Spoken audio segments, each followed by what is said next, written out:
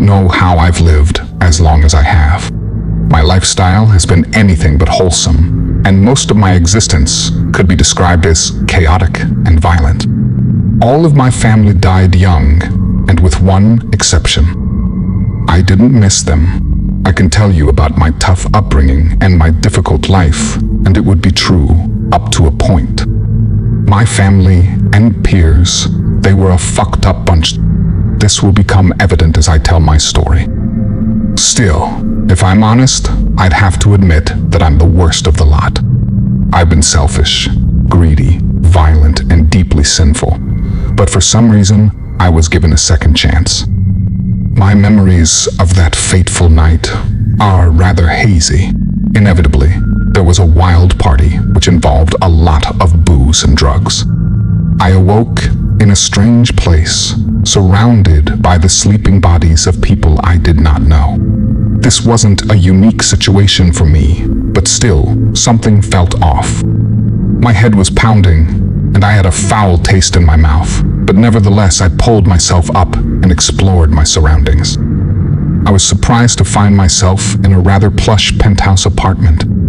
Not the type of establishment I was used to waking in after a weekend-long bender. Perhaps I was moving up in the world. I staggered over to the window and looked down upon the darkened city below, soon realizing something wasn't right. When I say the city was shrouded in darkness, I mean literally so. I couldn't see a single electric light anywhere on the horizon, as the only illumination came from the pale light of the moon and faint glow of far distant stars. I guessed it could have been a citywide blackout, but I also couldn't see any cars or headlights on the streets. It was freaky, but I didn't think too much about it. Clearly, this party was at an end, and so my priority was getting the hell out of here. With some difficulty, I stepped over the snoring party guests and eventually found my way to the door and then the corridor beyond. At first glance, there was nothing special about the elevator, which would become so crucial to my story and change my life forever. It was just a normal elevator with sliding steel doors and a button lit up to summon the lift. I was on the top floor, so there was only one way to go down. I hesitated before reaching out to push the button, feeling a cold chill running through me that I couldn't explain. But nevertheless, I summoned the elevator, experiencing a surge of static electricity as my finger made contact. I was surprised to hear the mechanical ping just a few seconds later as the door swung open. I was even more startled to see the enigmatic and somewhat scary figure standing inside, his finger poised on the button. To say that this character was strange would be an understatement. He was an elderly man, white-haired and wrinkled, but surprisingly sturdy-looking. I noted how he was dressed up to the nines, wearing a full three-piece suit, waistcoat, bow tie, and top hat. The only thing missing was a monocle. I almost laughed out loud at the old man's almost comical appearance, but something held me back. I think it was the look in his eyes which marked him out as a serious and perhaps dangerous individual. "Good evening, sir," he said, addressing me in a deep, raspy voice. "Going down, I take it?" Yeah, I answered in confusion. "And who the hell are you, the elevator attendant?" My tone was ruder than the situation called for, but the man didn't seem to take offense. "In a manner of speaking, sir, I will be your guide and traveling companion through the journey to come. I look forward to our time together, but must warn you that our adventure will be long and arduous." "What the fuck are you talking about?" I demanded. My head was pounding, and I'd no patience for these riddles. I just wanted to get out of this place. Again, the attendant, or whoever the hell he was, didn't react to my insult. "Please, sir, time is marching on, and we really should be making moves. I'm sure you don't want to stay here any longer than necessary." I didn't, but at the same time, I certainly wasn't keen to get into a lift with this weirdo. I wondered whether there was another way out, perhaps a staircase or maintenance lift. But when I turned my head and looked back, I was shocked to see a scene of utter carnage. The corridor walls were literally dripping with a dark crimson liquid, which I feared was blood. And the penthouse suite I'd just left had been transformed into a fiery inferno, the room now engulfed by flames and the sleeping guests burning, their skin and flesh melting under the intense heat. I told myself it must be a hallucination, but I could feel the flames burning my skin and smell the foul stench from the horrific human roast. Jesus Christ, I swore. What the hell happened? We really should be going, sir, the attendant repeated, with a degree of urgency now evident in his voice. Are you crazy? I screamed. We can't use the lift during a fire. We'll be burnt alive. There is no other way out, sir. You will need to trust me. The fire was growing more intense, and the smoke was filling up my lungs. I coughed and spluttered as my panicked brain tried to think. I was sure I would die if I stayed here, and really didn't have any other options. And so I darted for the elevator door, jumping inside just before the operator pushed the button to close the door, sealing the smoke and fire on the far side. A wise choice, said the attendant, with a sly smile on his crusty lips. And now we may begin. I shuddered when I looked into his dark, emotionless eyes and wondered what this lunatic had in store for me.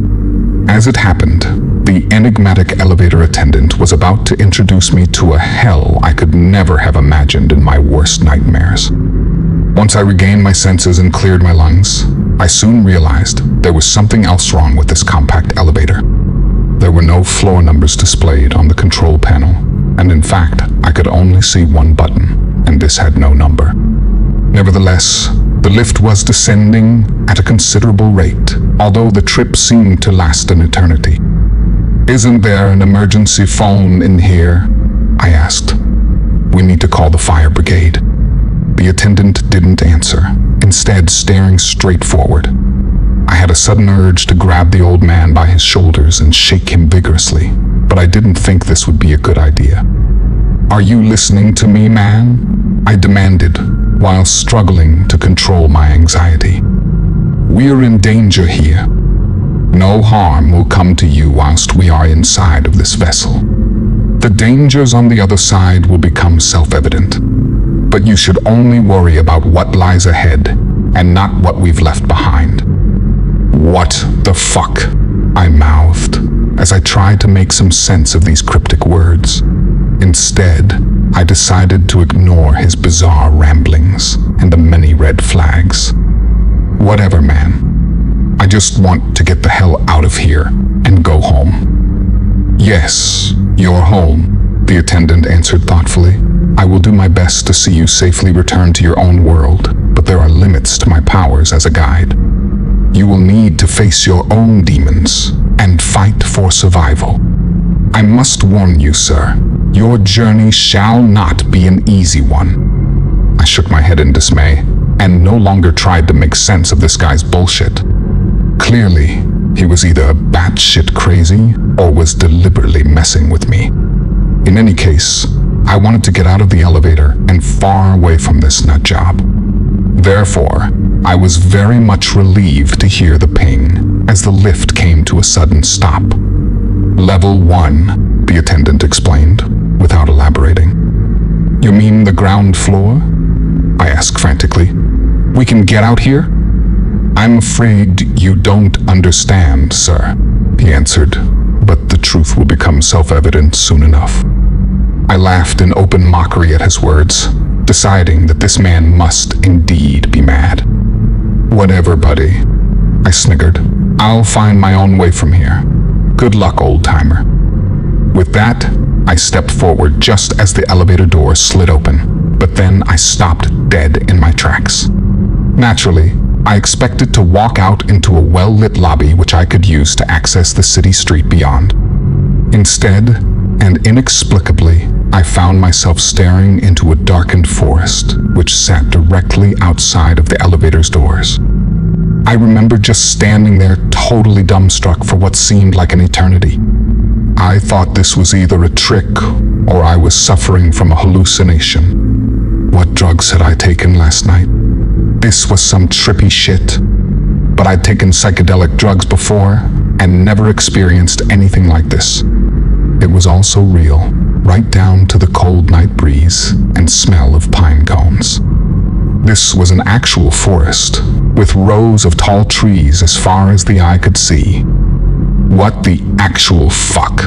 I muttered, as my exhausted brain tried to make sense of this inexplicable situation. Level 1, the attendant repeated, otherwise known as Limbo.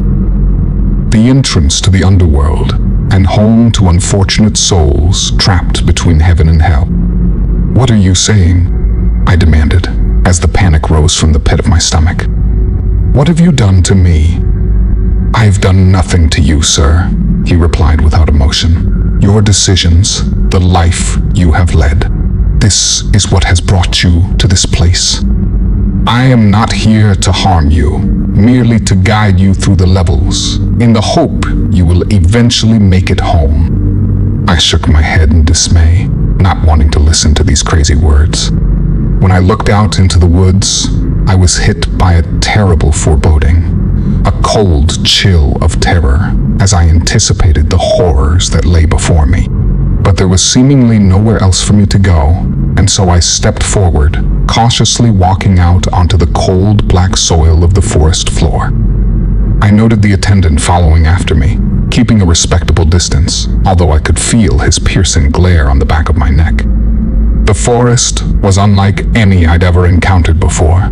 Woods at night can often evoke a primal fear in the human psyche. However, there was something very unnatural about this inexplicable forest, which I now walked through. As I slowly progressed under the shadowy trees, I heard a faint sound carried through the cold night air, gradually growing louder the farther I walked. I listened intently to make out the voices, the faint but pained cries of 1,000 souls calling out at once. Some of the languages I recognized, others I didn't, but there was one common denominator. All were crying out in pain and fear. My whole body shivered as I heard those wretched people cry, but yet I could not see them or identify where the sound was originating from. Those poor souls, the attendant stated sympathetically. In truth, they did little wrong during their mortal lives, but are trapped here by circumstances. In time, some of them will ascend to a better place, but alas, there is nothing we can do to help.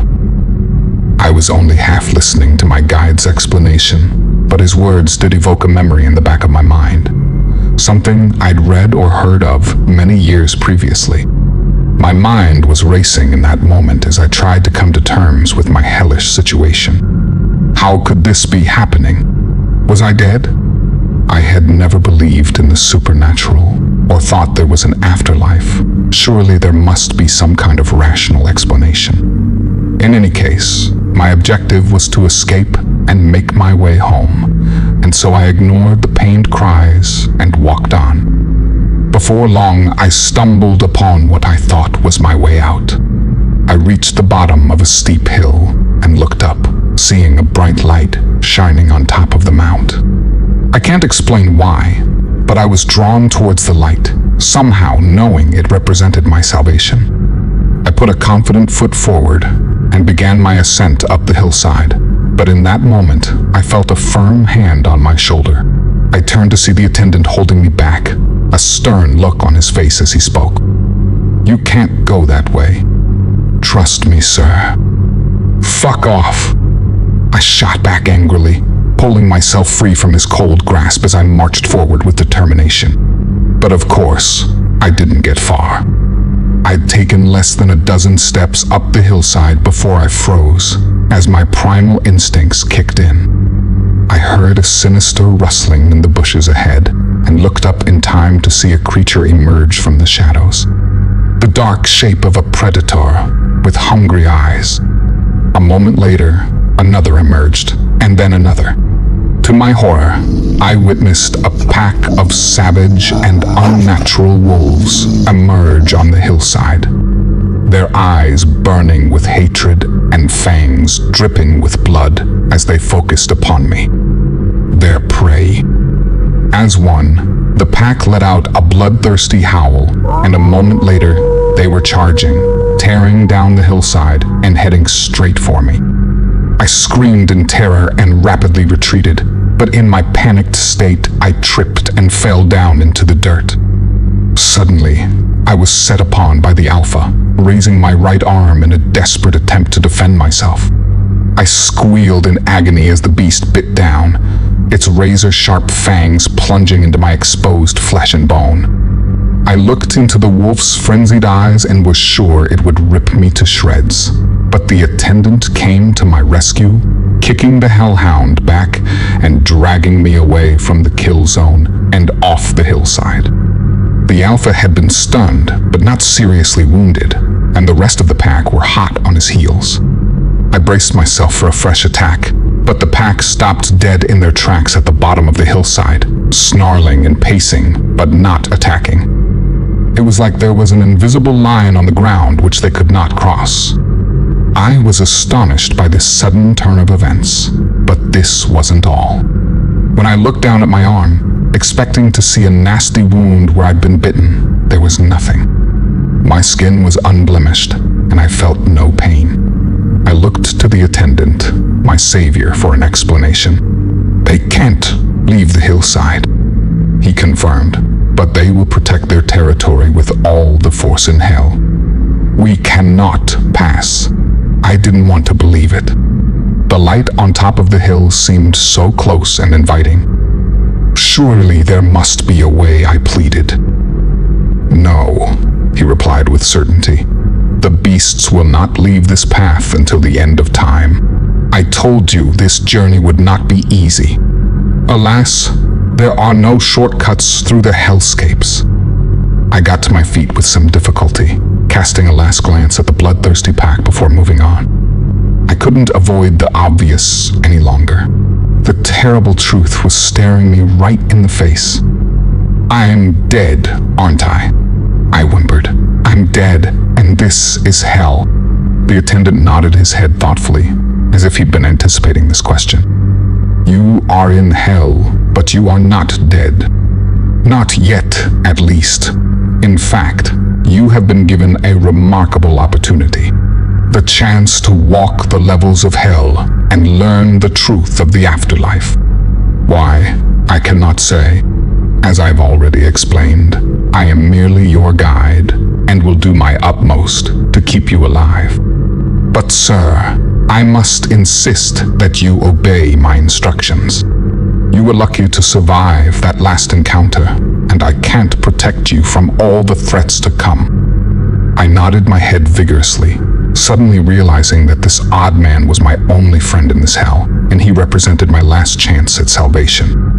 Suddenly, something clicked in my confused brain, an old memory brought to life.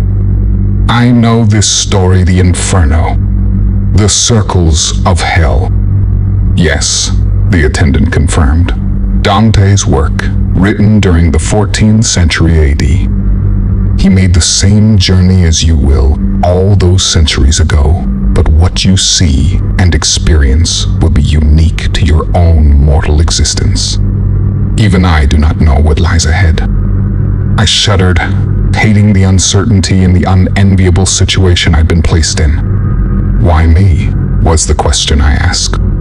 It made no logical sense, but throughout my life, I had adapted to my often dire circumstances and survived against the odds, and I certainly wasn't going to give up now. In that moment, I decided that I would do whatever it took and would face whatever horrors lay ahead. "Okay then," I said. "Lead on, my friend." The attendant nodded dispassionately before striding back into the forest, and I followed, placing my life in this stranger's hands. We walked for what seemed like an eternity through the darkness and under the canopies. My feet ached, and I was chilled all the way through. In time, the growls of the wolf pack and disembodied cries of the dead faded away to nothing, but I still felt incredibly uneasy, having the distinct impression that we were being watched, that a sinister and unnatural entity was tracking our every move. I definitely had the feeling that we weren't welcome here. Or at least, I wasn't. This wasn't my world, and I didn't belong here. We barely spoke during that long march through the dark woods.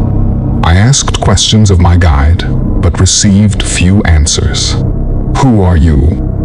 I inquired. "Are you alive? And why are you helping me?" "I am no one," was his cryptic response. "The name I had during my mortal existence is no longer relevant. And yes, I am dead. But I find myself in the unique position where I can pass between the levels without interference, and this allows me to act as a guide to individuals such as yourself." I was almost ready to quit when I heard a new sound, the soft sobbing of a child. A cold chill ran through me as I experienced a chilling deja vu, a memory of a past trauma which I'd long since tried to bury. We walked into a clearing, and I saw the sobbing figure was a little girl, maybe aged 8 or 9, her long dark hair covering her tear-filled face. My heart beat fast in my chest as I approached her, reaching out to gently brush back her hair and look into her eyes. I gasped in shock and recoiled whenever I saw the face staring back at me. It was my little sister Sarah, the girl who died 36 years ago in the most tragic of circumstances. I guess this is a good opportunity to explain something about my family history. It would be fair to say I didn't have the easiest start in life. My parents were neglectful and abusive, but I'll talk more about them later. My older brother was no good either, and so I had to look after myself from a young age. Honestly, I was okay with that. But then there was Sarah, my little sister.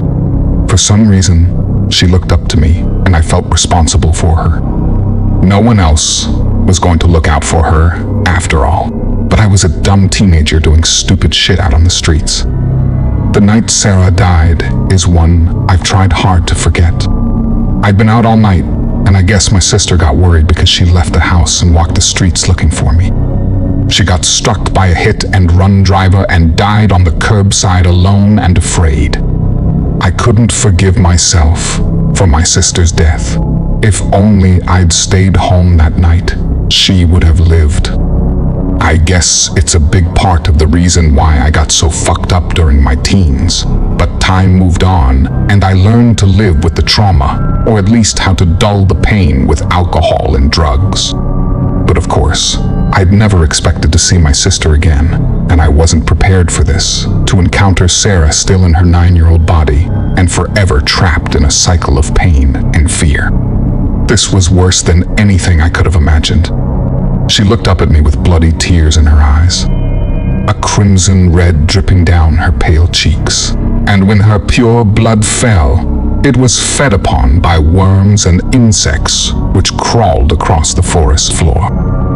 Instinctively, I overcame my fear and reached out to grab her, to hold my sister and never let her go.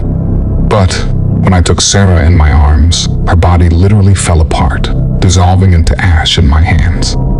I looked down in horror as her remains blew away in the wind, and even then, I could still hear her soft sobbing, a lasting reminder of my failure to save her soul. I cried out, holding my head in my hands in utter despair as the grief overcame me. Glancing up, I saw the attendant standing over me, quietly observing my pain. "Why?" I demanded. "Why are you doing this to her?" "I get it. I'm a piece of shit and deserve everything I get. But Sarah, she's an innocent. She never did anything to anybody. Why punish her? That isn't fair." "Fair?" the attendant replied thoughtfully. "You must know that life isn't fair, so why would you think death would be any different? As for your sister, she is not being punished as such. She is simply lost, In time, she may find her way to a better place, but for now, there is nothing you or I can do to help her. I shook my head in disbelief. So, why show me her suffering like this? Why torture me? It is not my role to torture you, nor do I determine what you shall see on each level. This is your journey. I am merely the guide. It seemed this was his answer to every question, and perhaps it was the truth. I didn't know why I'd been put in this unenviable position, but guessed I would face many more horrors before the end. We soon left the clearing as I muttered a final goodbye to Sarah, begging her forgiveness for my failings. We didn't walk for long until we reached the exit, a second elevator, inexplicably standing in the middle of the forest, illuminated by artificial light and with the doors already open. The attendant held out his arm, motioning for me to enter. "Time to move on," he said. "Yes," I replied with grim resignation as I stepped inside and the doors slammed shut. We descended for a long time before the elevator came to a stop. I had much to think about after my ghostly encounter with my dead sister, but what really scared me was the thought of what lay ahead. As my nameless guide had said, Limbo was the first level or circle, and not even hell proper. So it seemed my situation would only get worse as I descended. When I questioned the attendant, I predictably received the bare minimum of information, merely being told that we must pass through each and every level before I could go home. I pondered this as the lift halted and the door pinged. Level 2, lust. "Brace yourself," the attendant warned. I planned to ask him what he meant, but as soon as the door opened, I was hit by a blast of cold wind, which nearly knocked me off my feet. Looking ahead, I saw a seemingly endless, desolate plain stretching for as far as the eye could see, a wasteland set underneath a pale sun. But worst of all was the gale which swept across the land, a heavy wind which made it difficult to stand, let alone walk. Even the attendant needed to shout to be heard of the mighty gale. "Take my arm. I shall assist you." I did as instructed, and we slowly marched forward into the windswept wasteland, struggling with each and every step. I looked to the horizon and wondered how we would ever advance through this hellish level, but it got worse. As we staggered ahead, suddenly the ground in front of us shook and cracked open, and from beneath the rocky surface emerged a monstrous figure, a giant, easily 20 foot tall, taking the shape of a man but with a grotesque, snake-like tail wrapped around his body. The giant stood up, blocking our path with his huge frame and making the earth quake under his heavy feet. He looked down upon us with piercing eyes as his snake tail uncoiled. I was sure this monster would attack us at any moment, and so made ready to flee, but my guide held me steady, shouting in my ear, "Behold, Minas, the judge and gatekeeper of the underworld. None may pass without his permission." I stood frozen to the spot, fearing what this monster would do to me. I could feel the judgment in his piercing glare, and it chilled me to the bone. I watched helplessly as he opened his gaping mouth and spoke in a booming, inhuman voice. "It's not your time. You should not be here," he proclaimed. I was left speechless, but thankfully my guide had an answer already prepared. "We are on a mission from God," he replied confidently. "I must insist that you let us through." I could hardly believe how the attendant dared to speak to this monster, and thought Minas would either laugh in open mockery or crush us both with his bare hands. But to my immense surprise, he did neither, instead exclaiming the words, "And so it shall be." With that, the giant retreated back into the hole from which he'd emerged. But before his head disappeared beneath the ground, he offered parting words that I realized were directed towards me. "Until we meet again." As soon as the giant left, the gale hit us once again. I don't think I could have withstood the mighty wind if it had not been for my guide, who somehow stood tall in spite of the sheer force hitting us. We slowly moved forward across the windswept plain, and in time I saw others trapped in their own struggles. Emaciated and half-naked souls, trying in vain to stand and walk before the gale knocked them down to the hard, rocky ground. There must have been thousands of them, all stuck in the same cruel loop. They have no respite, the attendant explained. The wind is relentless, and their suffering never-ending. I felt a lump in my throat as I considered the implications of what I'd been told. This was eternity, for these people to never have shelter or peace and to forever fall victim to the vicious winds of level 2. I wondered what one would have needed to do in their life to end up in this place. I soon got my answer, in a manner of speaking. I almost stumbled over the man in front of me, a wretched figure who'd curled up in the foetal position in a vain attempt to protect himself from the wind. He looked up, and I met his eye, once again reacting with shock as I recognized the tormented soul.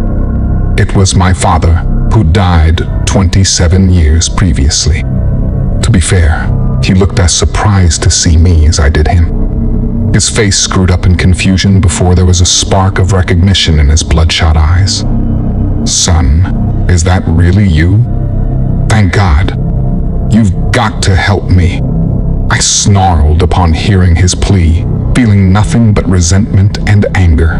Continuing with the theme of my fucked up family, you'll not be surprised to learn that my father wasn't a good role model. In fact, he spent several years beating my mother, drinking up what little money we had, and screwing anything with a pulse before he eventually abandoned his family altogether. I was 12 years old when he left, and I never did see him again. But I heard how he'd continued his abusive and manipulative behavior until eventually one of his girlfriends had enough of being used as a human punch bag and unloaded a shotgun into his belly. I didn't even attend his funeral, and certainly had never imagined I would encounter my father again. But this night had been full of surprises. He held up his hand, looking for support against the gale, but I slapped it away. "You want my help? Seriously?" I spat angrily. "Why the hell should I do anything for you? The way I see it, you're right where you belong. Lust, that was your vice, right? Forever chasing tail, treating women like dirt." "Hey," he responded defensively, whilst using the last of his strength to stand up against the high wind. I was shocked by how pathetic he now looked. No longer was he the imposing and intimidating man I remembered from my youth. This figure was a mere shadow of his former self, a result of his many years of torment. I couldn't feel sorry for him, though. My heart was turned to stone. "Hey," he continued meekly, "your mother was no angel. Don't forget that." I couldn't argue with him on that point, but it was no excuse. "You left us and never came back. Sarah died, you know. Do you even care?" He lowered his head, seemingly in shame, but he soon recovered to deliver a lame justification. "Look, I'm sorry, okay? What do you want from me? I was a shitty father and an asshole, but I don't deserve this. You've got to get me out of here." I shook my head and started to walk away, breaking eye contact with the pathetic old man. "There's nothing I can do for you." I nodded to the attendant and indicated that I was ready to move on. But as we fought against the wind, I was distracted by a cry from my rear as my father offered a final insult. "You son of a bitch. You think you're better than me? I always knew there was something wrong with you, boy. You were a bad one from the day we brought you home, and where the fuck were you when your sister died? You were her big brother, and she trusted you."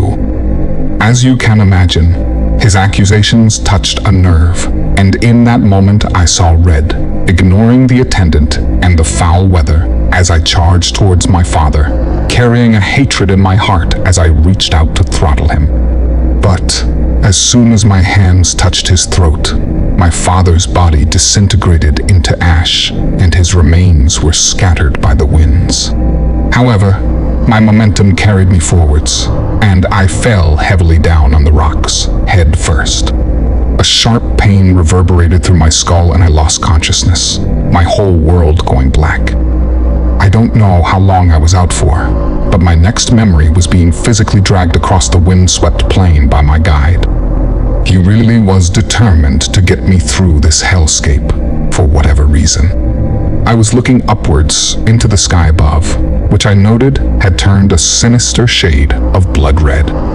My head was throbbing as I stared into that abyss, and yet I remember what I saw as clear as day. I could only look on in impotent horror as a horrifying entity emerged from the clouds. A hideous, demonic face adorned with horns, and with eyes so red and piercing, I could feel them penetrating my very soul. The demon, or whatever it was huge, soon dominating the entire skyline. There was an animalistic look to the beast, but also a cruel, cunning, and intelligence behind its glowing eyes. It opened its gaping maw and exposed rows of crocodile-like teeth, and then it laughed, emitting a cruel and sadistic cackle which drowned out every other sound.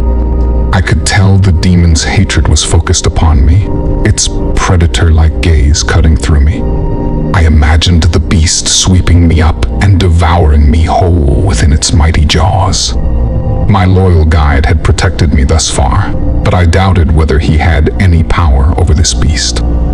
As if to prove my point, the attendant dragged me along at a faster pace, fighting against the gale and pulling my considerable weight across the rocks.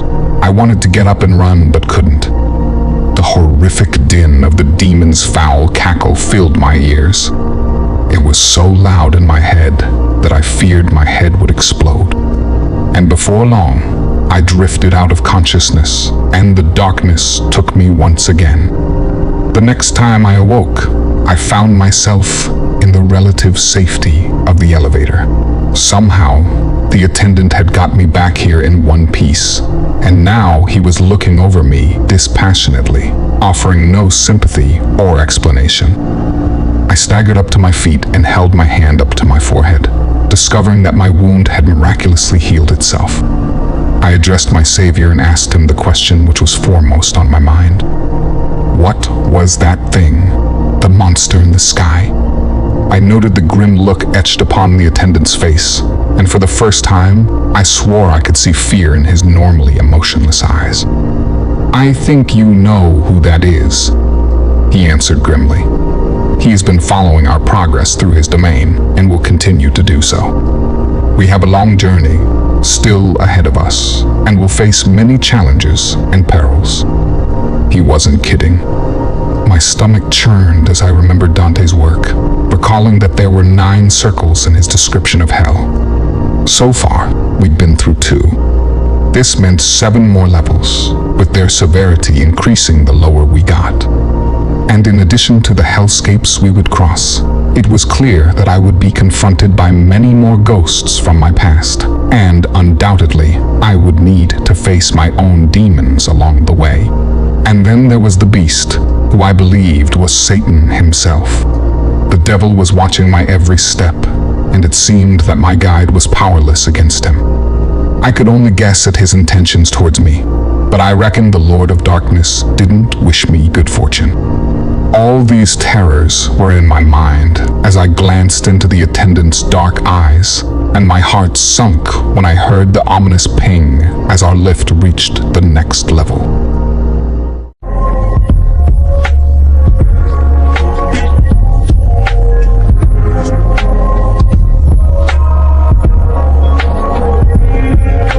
And so my torturous tale continues when I last left you. I was still in the early stages of my unplanned and certainly unwanted journey through hell, a latter-day repeat of Dante's Inferno. Why was I chosen for this unenviable odyssey into the underworld? I couldn't say, and my enigmatic guide taking the form of an elderly elevator attendant, was unable to tell me. Technically, I was not dead, but it was clear I could suffer during my travels, and the monsters I encountered could certainly harm me, both physically and mentally. What's more, this hell was very personal to me, as I was confronted by literal ghosts from my past, dragging up old traumas, which I'd tried my hardest to bury deep in my subconscious. First, my sister, and then my father. Gut-wrenching experiences that shook me to my very core. That was levels 1 and 2 of hell, and I still had 7 to go. And, if this wasn't bad enough, the devil was aware of my presence in his kingdom and was watching my every move. These fears were foremost in my mind as the elevator hit the 3rd level, emitting an ominous ping before the doors slid open. Level 3, Gluttony. My guide announced. I would advise you to watch your step. When the lift doors were fully ajar, I found myself looking out on yet another wasteland stretching as far as I could see.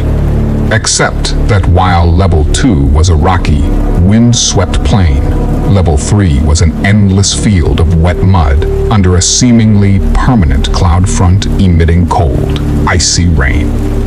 I sighed in miserable resignation as I realized we would need to cross yet another grim hellscape to reach the next level. The attendant led the way, motioning for me to follow. The freezing cold rain hit me as soon as I walked out and my feet sunk into the mud. Every step was a struggle as we trudged forwards, but before long, the true horrors of level 3 were revealed. I looked to the horizon and saw the beast emerge through the heavy wall of rain, a huge monstrosity tearing towards us. I started to back off instinctively, although noted how the attendant stood tall and did not retreat. As the monster rapidly approached, I made out its hideous shape for the first time. The creature was a black dog as big as a horse, but instead of having 1 head, it had 3. A trio of snarling maws full of dagger-like teeth, and 6 eyes filled with hunger and hatred. The monster barked aggressively as it charged, the sound amplified by its 3 mouths. I didn't share my guide's courage, and so attempted to flee, but my feet became bogged down in the mud, and so I didn't get far. I turned back around in impotent terror as the beast closed the gap, its howls growing louder, and its 3 maws salivating as it closed in for the kill.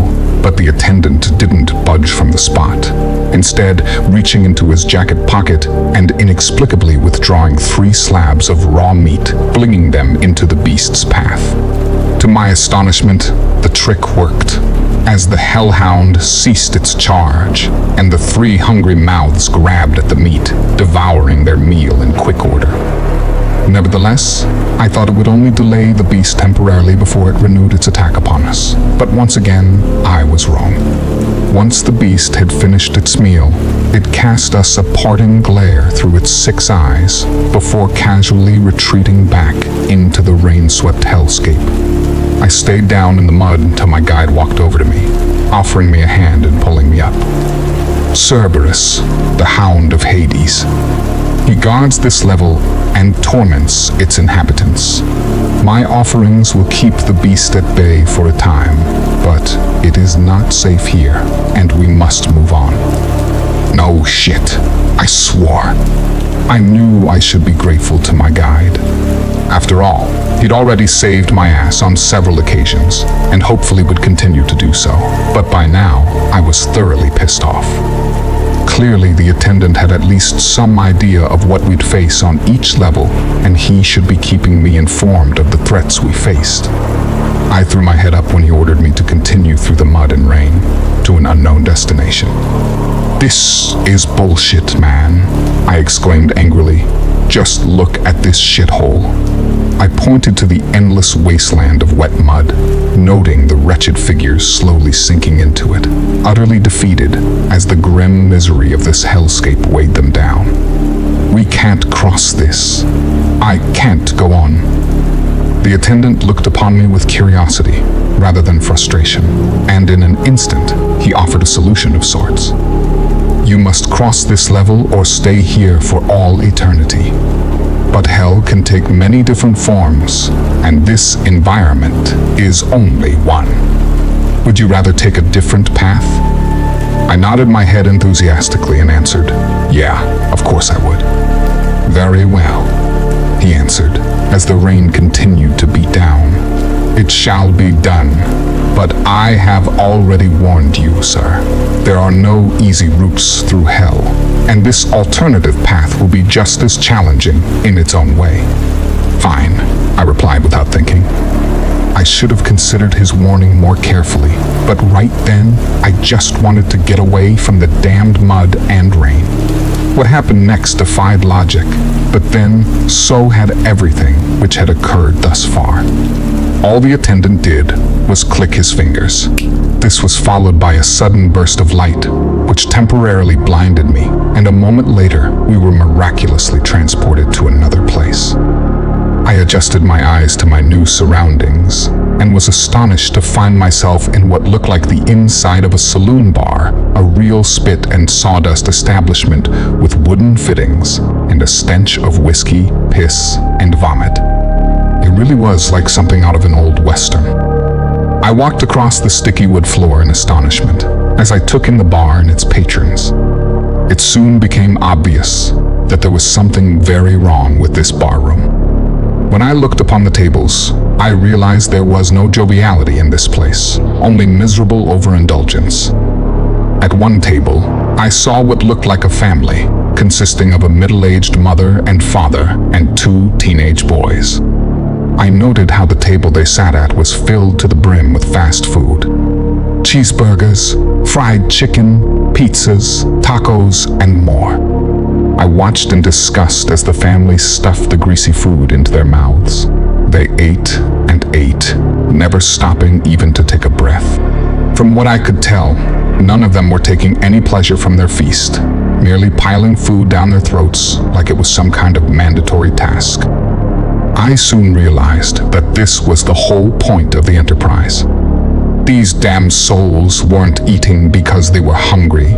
They were being forced to feed by some unseen power. Their bellies could never be full, and their hunger never satisfied.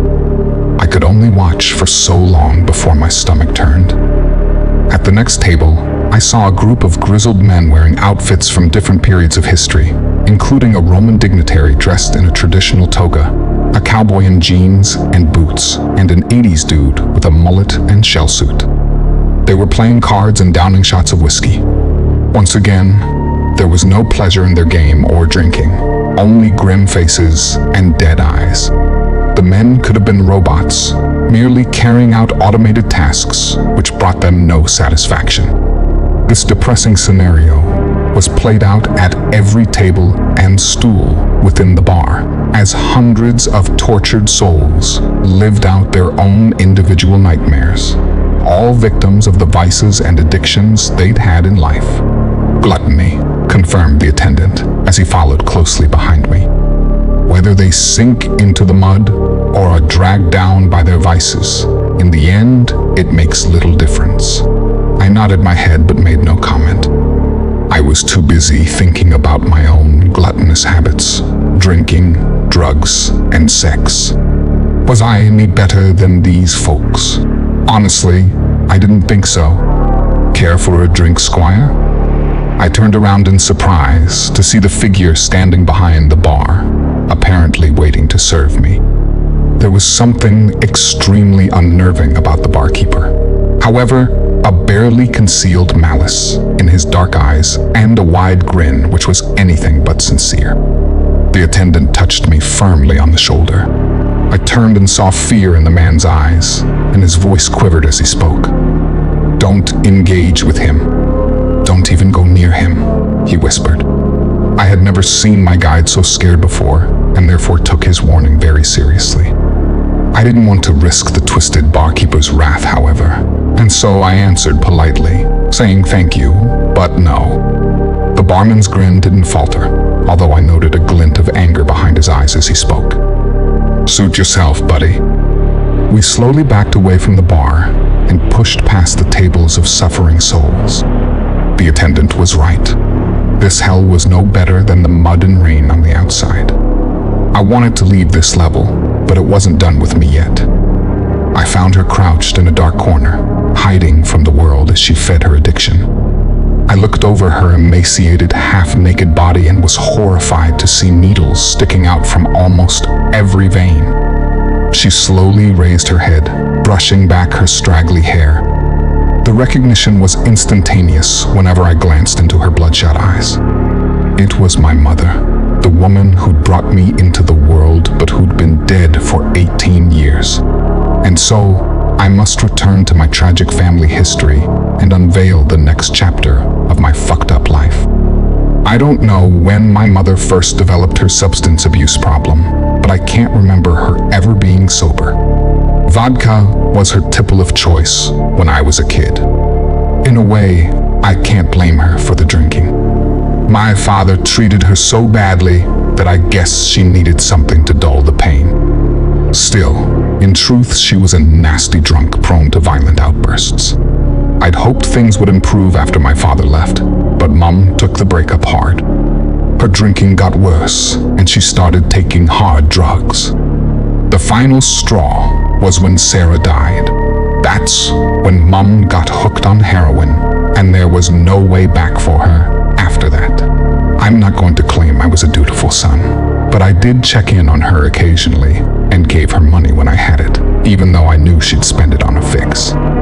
It was me who found her overdosed and lying in a pool of her own bodily fluids, a dirty needle still protruding from a vein in her arm. The memory of my mother's emaciated corpse was yet another traumatic image I'd tried to forget.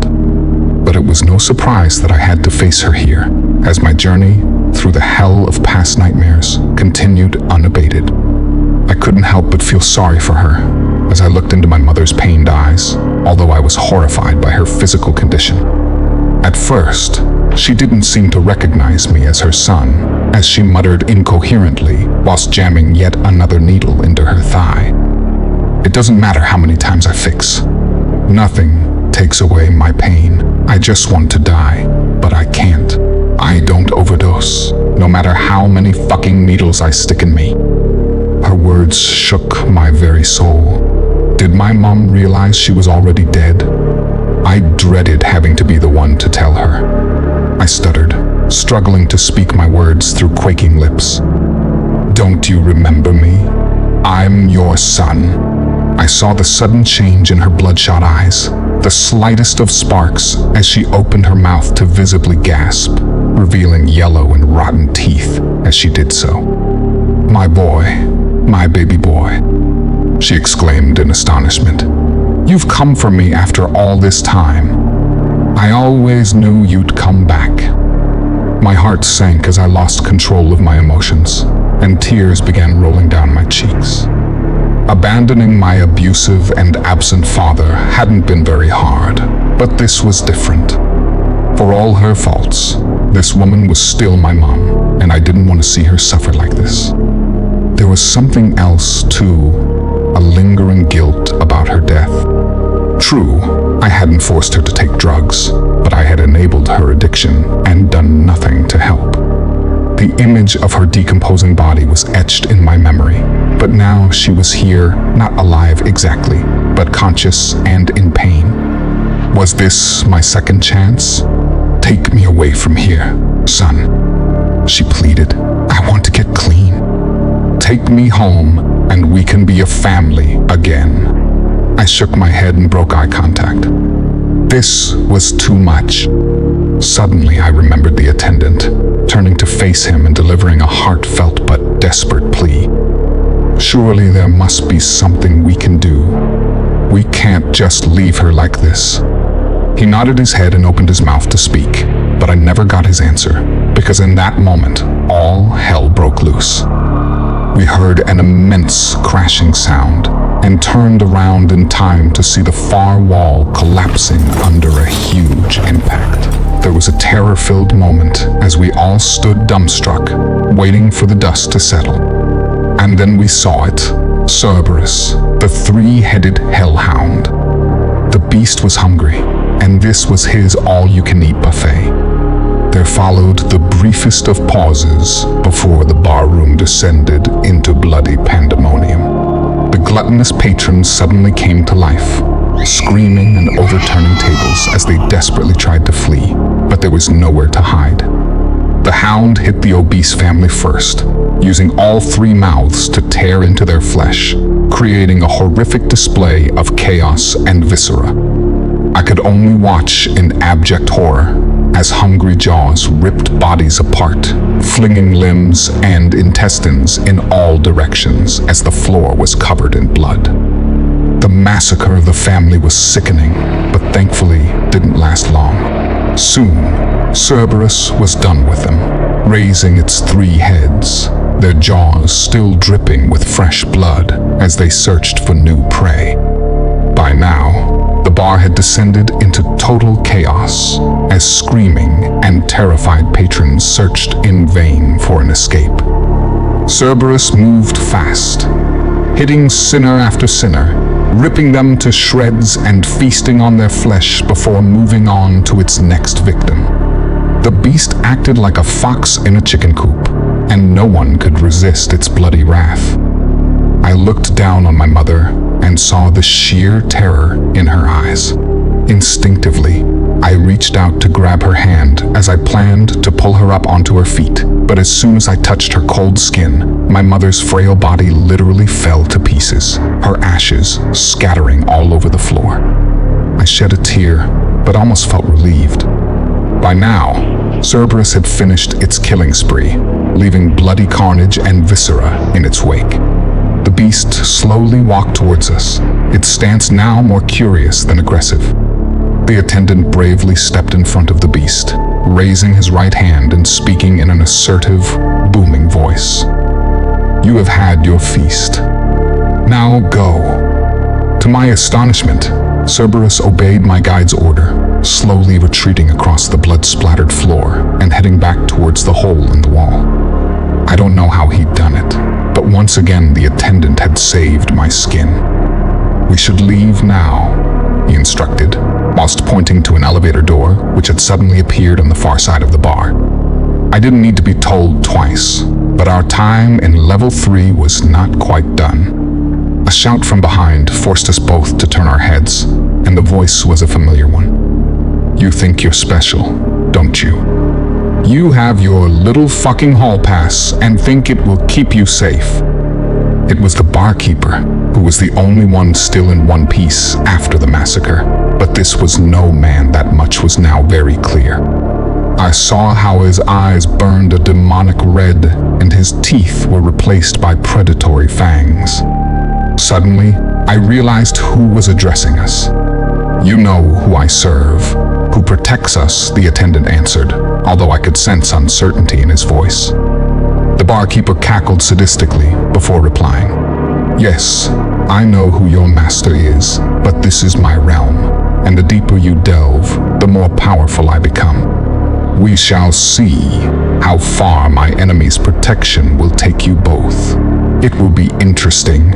Be gone now, vile trespassers, until we meet again." The warning chilled me, and I looked to my guide for reassurance, but he appeared uncertain and did not respond, instead retreating and walking briskly towards the waiting lift. I quickly followed, not wishing to stay in the circle for a moment longer.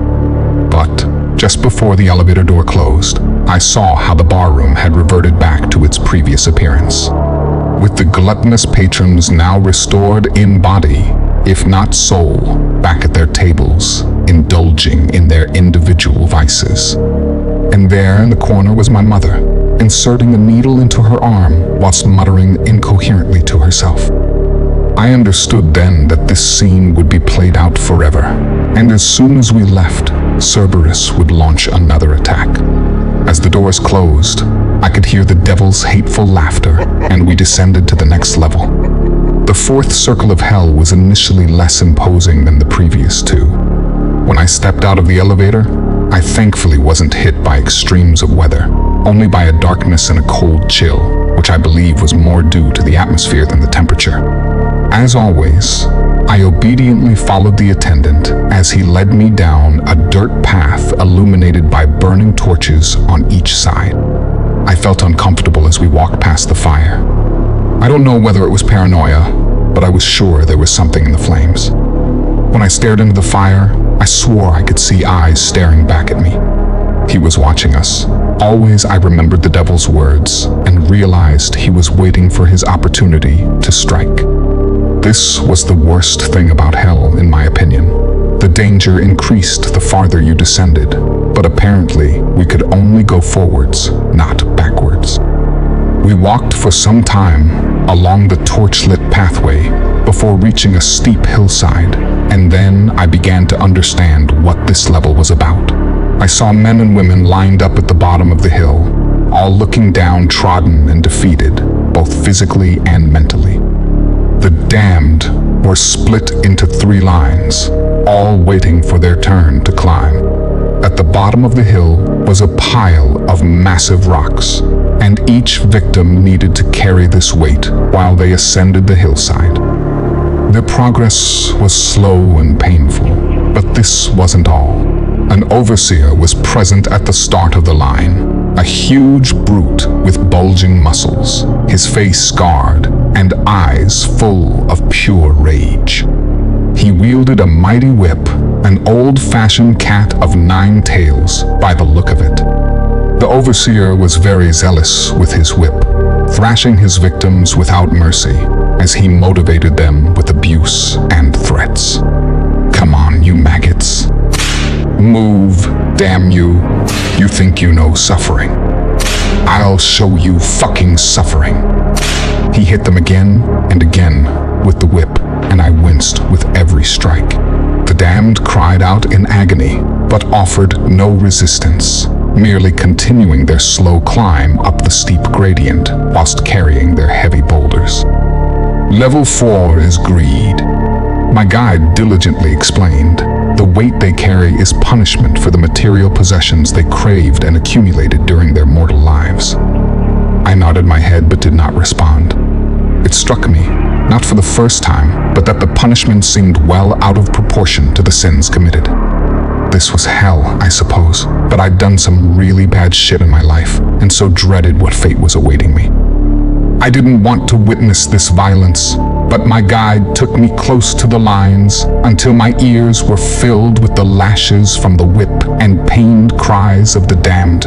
I wondered why he was subjecting me to this horror, but of course, I should have known. For when we reached the bottom of the hillside, I saw a familiar face.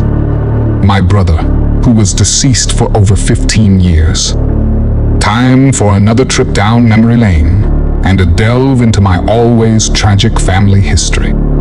I was the middle child between my little sister, Sarah, and older brother, Chris. He was 5 years my senior, and to be honest, a total shithead. My early memories of Chris were as a bully, very much cut from my father's cloth. He picked on me and Sarah, and I'd fight with him frequently to defend my little sister. Chris left home before Sarah died, and Mom got hooked on heroin, but I'd reconnected with him later in life. Why, you might ask? Well, he was still my brother, my flesh and blood. But there was an altruistic reason too. I was turning bad, getting myself involved in petty crime, shoplifting, pocket picking, and the like. I was small time, but ambitious, wanting to break through to the big leagues. Back then, I looked up to my big brother, if only because I didn't know any better. In my naive and impressionable young mind, I saw him driving fast cars, dating hot women, and living the high life, and I wanted that lifestyle. I knew Chris had connections with the criminal underworld, and his wealth wasn't made honestly. I thought he was my way in. I later learned that my brother was nothing more than a petty con man who lived well beyond his means, owing money all over town. His addiction to the high life was only going to end one way, and in the end, His love of sports cars was the death of him when one night he drove his Ferrari off the side of a bridge and drowned in ice-cold water. Greed had been his vice, so it was no surprise that he'd ended up here. My brother was in a sorry state, slumped over, his back covered in scars from the whippings. The confidence and bravado he had when alive was gone, and it was sad to see. A once proud man reduced to a broken wreck, his eyes sullen and full of pain and fear. I thought he would be shocked to see me, that he would plead for my help like the others, but that wasn't Chris. He looked me over and smiled for what I imagined was the first time in years, and greeted me in a manner that was nearly friendly. "What's up, little bro? Long time no see. I guess they sent you to this shithole too." He laughed, but it didn't sound sincere. "Well, not exactly," I answered awkwardly. "How are you, brother?" He sniggered again, although this time the pain in his voice was clear. "I am having the fucking time of my life. What can you do, eh?" "It is what it is." He paused for a moment, looking thoughtful. "Man, I miss the old days, though. Remember the good times we had? We made a good team, didn't we? Brothers in arms."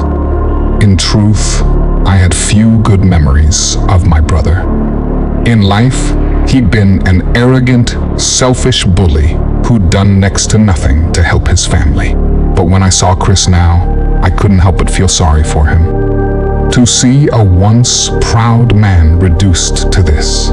I was still mulling over my answer when the attack took place, as the brutish overseer lashed out with his whip, thrashing my defenseless brother on his bare back. My brother screamed in agony but was given no mercy, as he was struck again and again until he could no longer stand. I ran to my brother's aid, noting the bloody wounds across his skin. Then I looked up in anger, confronting the attacker. "Leave him alone. What the fuck is the matter with you?" I shouted. I soon realized my outburst wasn't the smartest of ideas, because when I looked up to the whip-wielding brute, I saw his face was filled with rage. The overseer was huge, his muscles bulging as he gripped his whip tighter. I was terrified but wanted to protect my brother, and so stood between him and his attacker. Once again, it was the attendant who saved my neck, putting a firm hand on my shoulder and shaking his head in the negative. By now, Chris had somehow gotten up on his feet and had lifted his heavy boulder. He was obviously struggling with the immense weight and his injuries, but no doubt knew from bitter experience that more beatings would follow unless he completed his task. He looked at me with vulnerability in his eyes and spoke his most genuine words yet. "What do you say, brother? Will you help me with my burden for old time's sake?" Instinctively, I nodded my head in the affirmative, reaching out to take hold of the boulder. Whilst doing so, my hand accidentally touched my brother's cold skin, and the results were predictable, as his broken body suddenly disintegrated into dust and the rock fell heavily to the ground. I took a deep breath to calm my nerves and tried to collect my thoughts, but my musings were interrupted by a sudden burst of movement and a sharp, biting pain. I screamed and fell backwards, glancing up in horror as the brutish overseer prepared to strike me again. I closed my eyes and braced myself, but a familiar booming voice called out, "How dare you? We have protection from the Almighty." The overseer laughed in open mockery, although did not strike. "Your protection is waning, old man. My master is always watching. Now, be gone, you lowly maggots. Your time in my domain is at an end." In that instant, the torches marking the path up to the hillside burnt even fiercer until the flames engulfed everything, burning the lines of the damned in a horrifying inferno. Amazingly, the wretched made no effort to escape the growing fire. It was almost as if being burnt alive was preferable to the endless torment they would otherwise face. Chaos ensued as the whole world burnt. The attendant grabbed me and shouted in my ear, "We need to leave." A second later, we were sprinting up the steep hillside, escaping the inferno and anarchy behind us. My lungs and calves were burning by the time we eventually reached the top. To my immense relief, I saw the elevator there waiting for us. Our escape, if you could call it that. I cast one last look down the burning hillside, watching as the crazed overseer continued to mercilessly whip his victims, even as the flames engulfed them all. I gave a final thought to my brother before jumping into the lift and preparing myself for the next level. My guide stopped me from stepping out of the lift once we reached level 5, and for good reason. There was no solid ground on the other side, only a dark mist-covered swamp which stank of something foul. I physically retched when I looked out upon the grim marshland and wondered how we would ever cross this hellscape. But a moment later, a small boat emerged from behind the fog. A wooden vessel, seemingly piloted by a sinister figure wearing a black robe which covered his entire body and head. The boat moved slowly towards us. I had no idea how the vessel was being powered, but supposed this wasn't really important. "This is our ferry across the Styx, and will transport us to the city of Dis," the attendant explained. "Welcome to level 5, Anger. I didn't want to climb on board this vessel and put my life in the hands of this creepy pilot, but I had to trust my guy's judgment." I watched as the attendant deftly reached into his jacket pocket and withdrew a single gold coin, coolly throwing it across the void where it was caught by the hooded pilot in his bony hand. "Shall we?" the attendant asked, motioning me towards the waiting boat. I took a deep breath and climbed on board, closely followed by my guide, and we began our slow journey across the hellish swamp. I couldn't look at our pilot during the uncomfortable journey. I never saw his face or even knew whether he had one, and the pilot never spoke a word.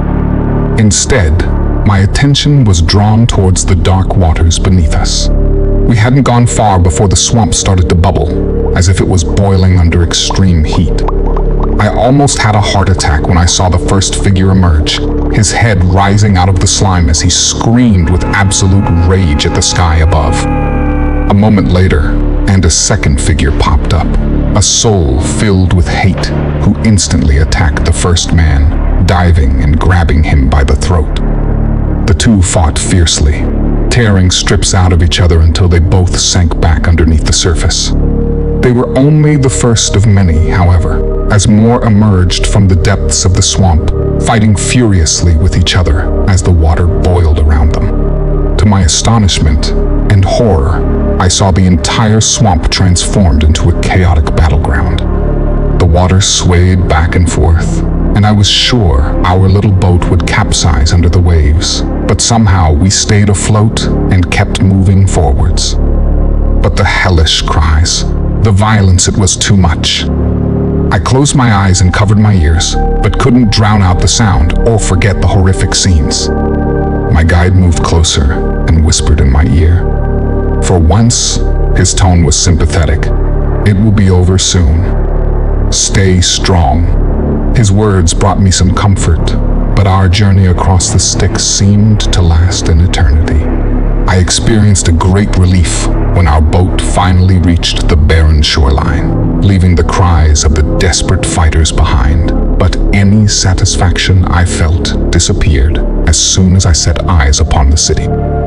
We stepped out on the shore and looked up at the wall, which was easily 100 feet high and adorned with warlike turrets, which ascended up into the dark skyline.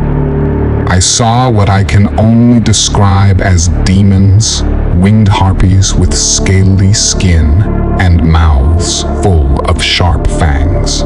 They glared down upon us with malice, cackling as they flew between the ramparts, closely watching our progress as we moved towards the long bridge, which granted access to the huge gate built into the city walls. I made the mistake of looking over the side of the bridge as we crossed, seeing the deep moat below. It was too dark to see much, but I noted the predatory creatures swimming in the foul water, snapping and biting excitedly as they sensed the potential prey walking above them. As if this wasn't bad enough, the harpies chose that moment to swoop down, shrieking like banshees as they flew only inches above our heads, snarling and snapping at us with their claws and fangs. Holy shit, I cried in terror as I ducked to avoid the beast's assaults. Keep on walking, the attendant ordered. Don't look up. I don't know how I kept moving forward, but somehow I summoned the strength. Finally, we reached the end of the bridge and the gate, a huge doorway of thick wood and steel. I was astonished when the attendant confidently approached and banged his fist against the gate, shouting out to someone or something unseen. We have been granted permission to enter. I insist that you open this gate. The harpies that soared above us cackled cruelly, but they didn't carry through with an attack, instead withdrawing and taking up positions on the towers above. A moment later, and the huge gate opened ever so slightly, allowing us access to Dis, the city in the middle of hell. I knew none of this at the time, of course, typically receiving the bare minimum of information from my secretive guide. Nevertheless, I found that Dis was predictably grim and soul-crushing, devoid of any beauty or character, and instead made up of brutal military structures and crumbling buildings. As soon as we entered the walls, it started to rain, a heavy deluge descending from the dark skies above, only adding to my misery. I observed the depressing architecture of Dis as we walked through the labyrinth-like streets of Hell's capital. Dis appeared to be abandoned, and I wondered whether it had any residents dead or otherwise. But then we walked out into a small square and saw a gang of thugs squaring up to fight. There were 4 men in total, 3 against 1 from what I could tell, all preparing for mortal combat in the heavy rain. The 3 attackers were an odd mix. Their tattered uniforms marked them out as soldiers from different periods of history. A Roman legionnaire in full armor, a British redcoat from the American Revolution, and a German infantryman dressed in a First World War uniform and helmet. All were armed with sharp blades, short swords, or bayonets. The man they were facing off against was very familiar to me. My old friend and criminal associate, Rocky, the toughest motherfucker I'd ever known. Back in my teens, I ran with a street gang in my neighborhood. Petty stuff, mostly shoplifting, burglary, and selling weed. Shit like that. We frequently fought with other gangs too. Now, I was handy enough with my fists back in the day, but I was nothing compared to Rocky, which obviously wasn't his real name. This guy could beat the shit out of 6 rivals without drawing a sweat, and he fought with the cops, winning most of the time.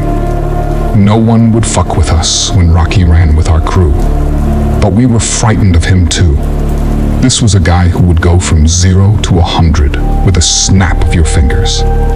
He had a foul temper, and you never could tell what would set him off.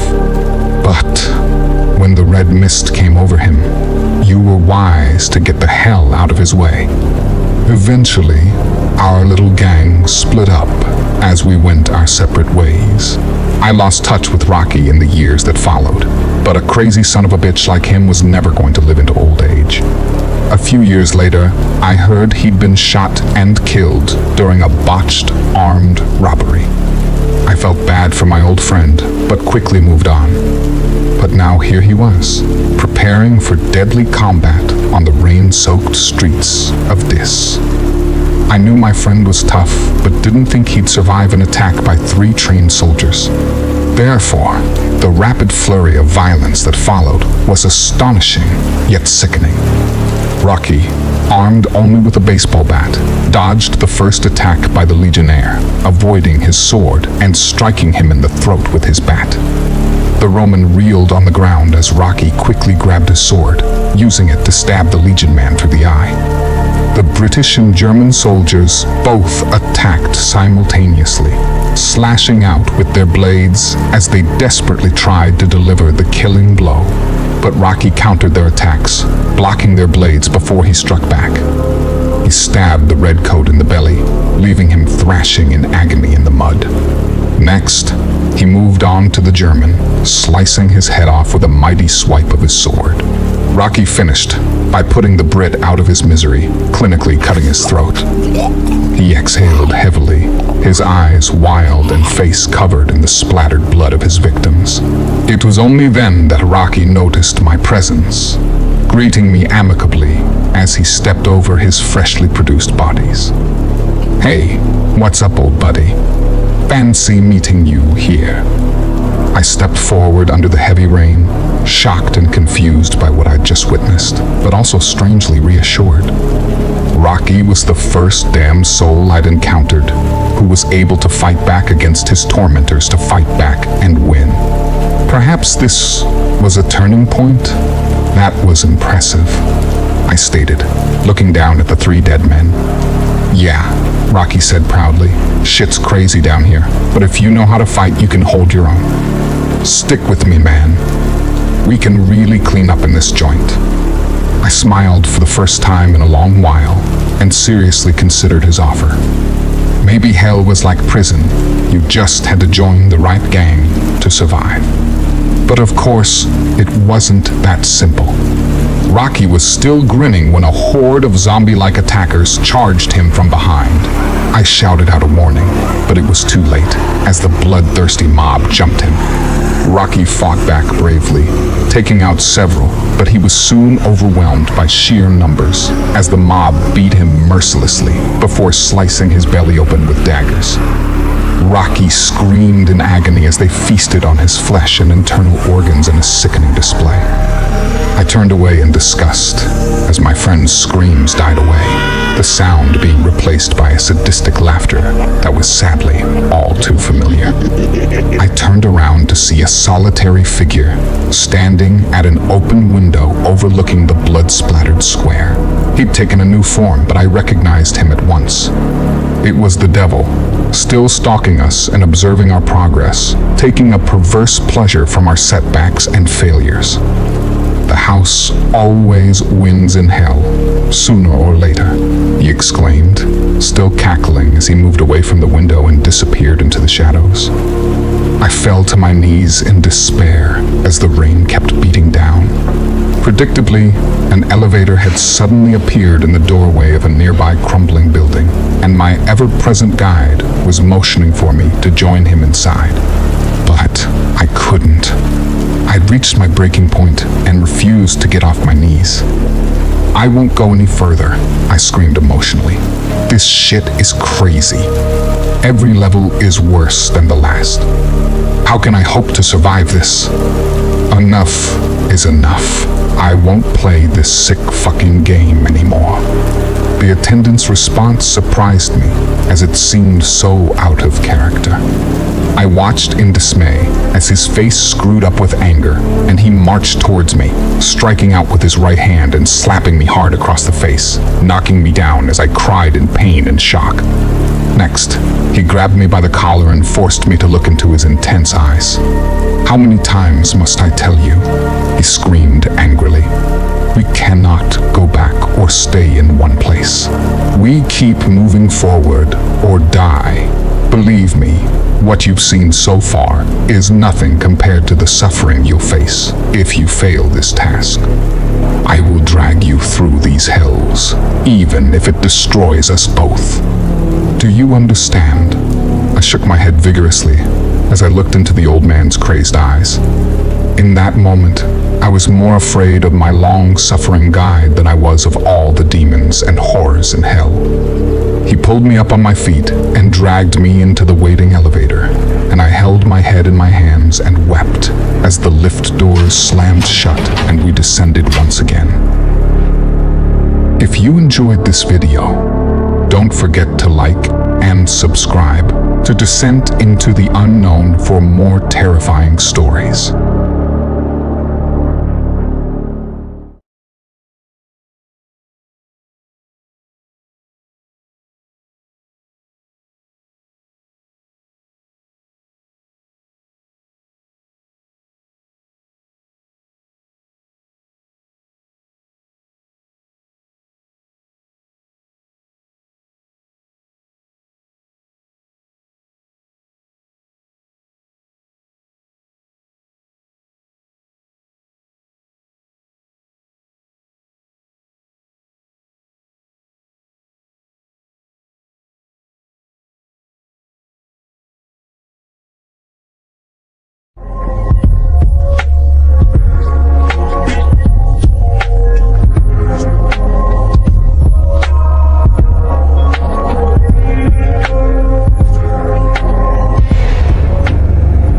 Greetings, readers.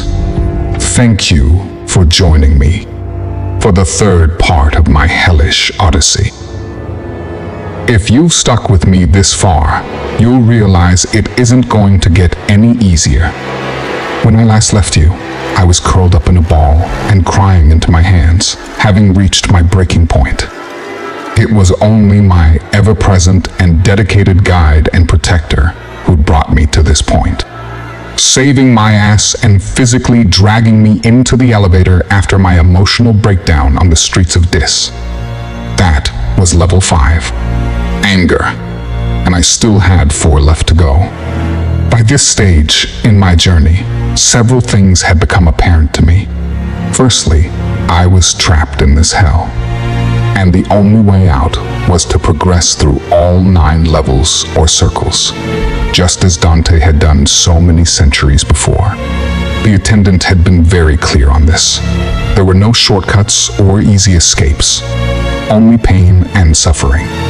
The deeper we descended, the worse the levels became, and the greater the risk to both my physical body and my immortal soul.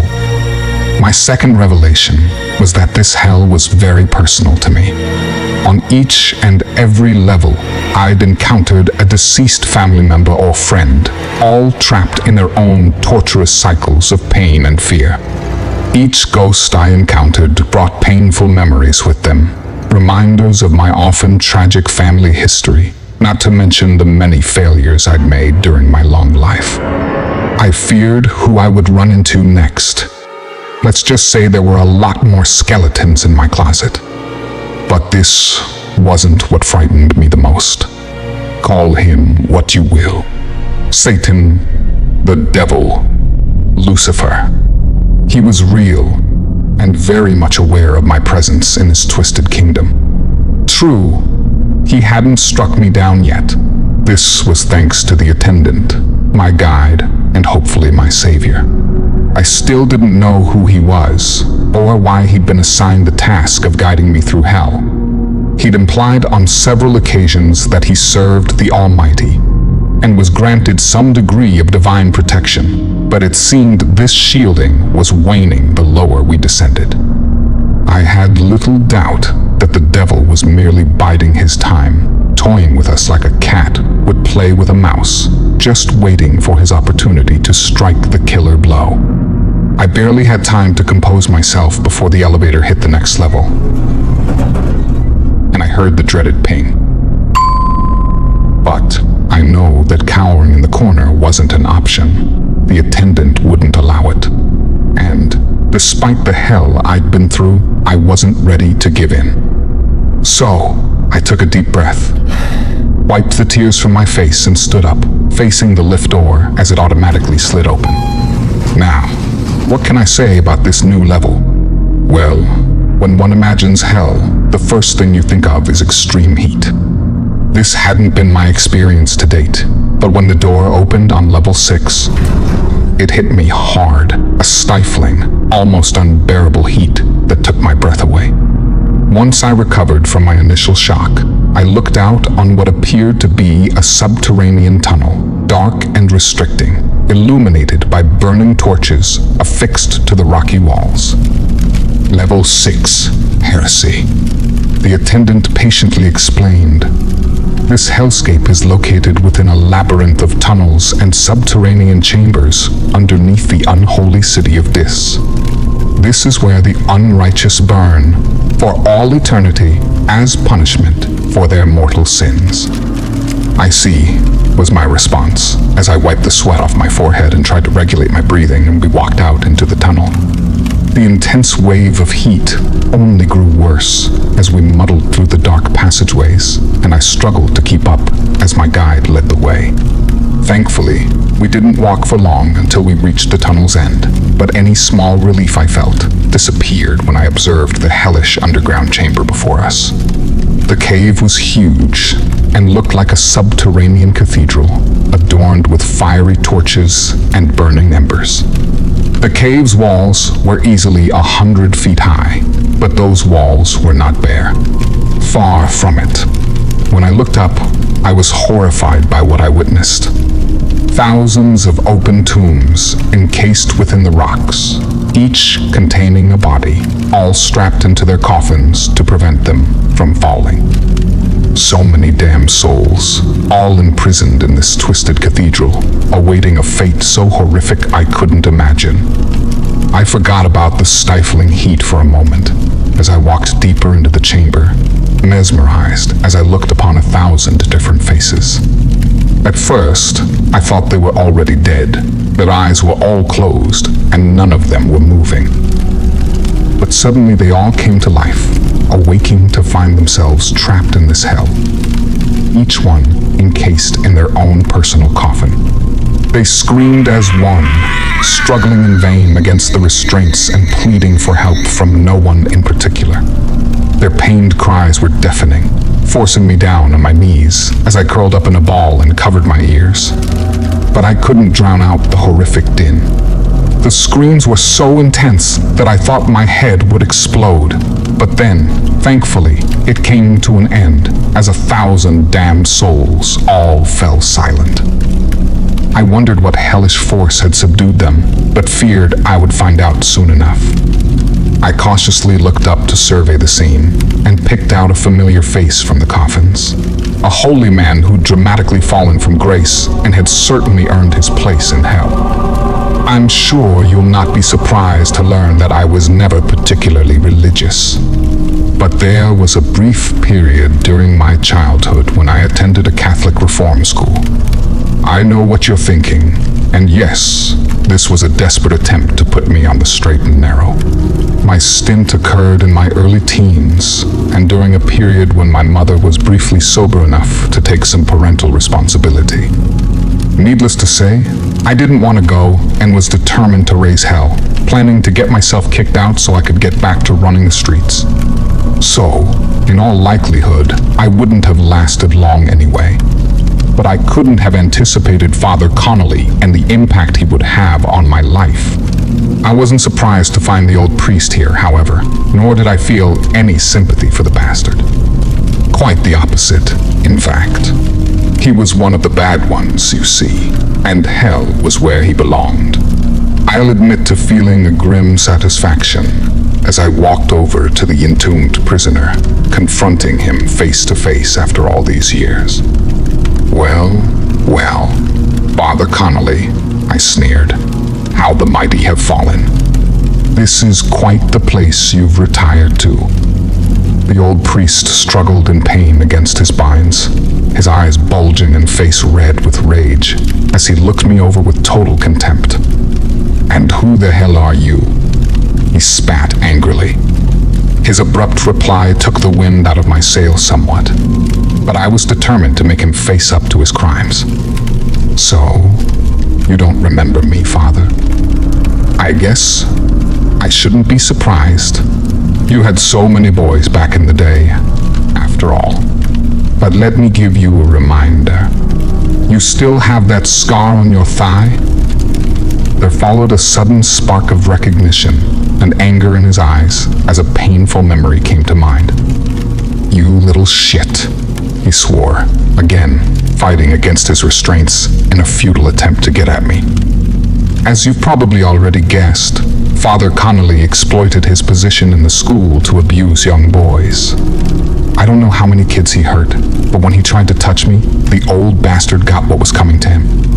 I knew exactly what he was up to, and so I stabbed the pervert in the leg with a letter opener. Not bad, except I was aiming for his groin. The police were called, and you can guess whose story they believed. Connelly claimed I'd attacked him without provocation, and I got sent to a juvenile detention center for the next 2 years. Any chance I had at going straight went out the window after that incident. As for Father Connelly, he continued to work at the school and abuse boys for many years before the cops finally caught up with him. I heard he was facing dozens of charges, but I guess the pervert couldn't stomach going to jail because he hung himself before the trial.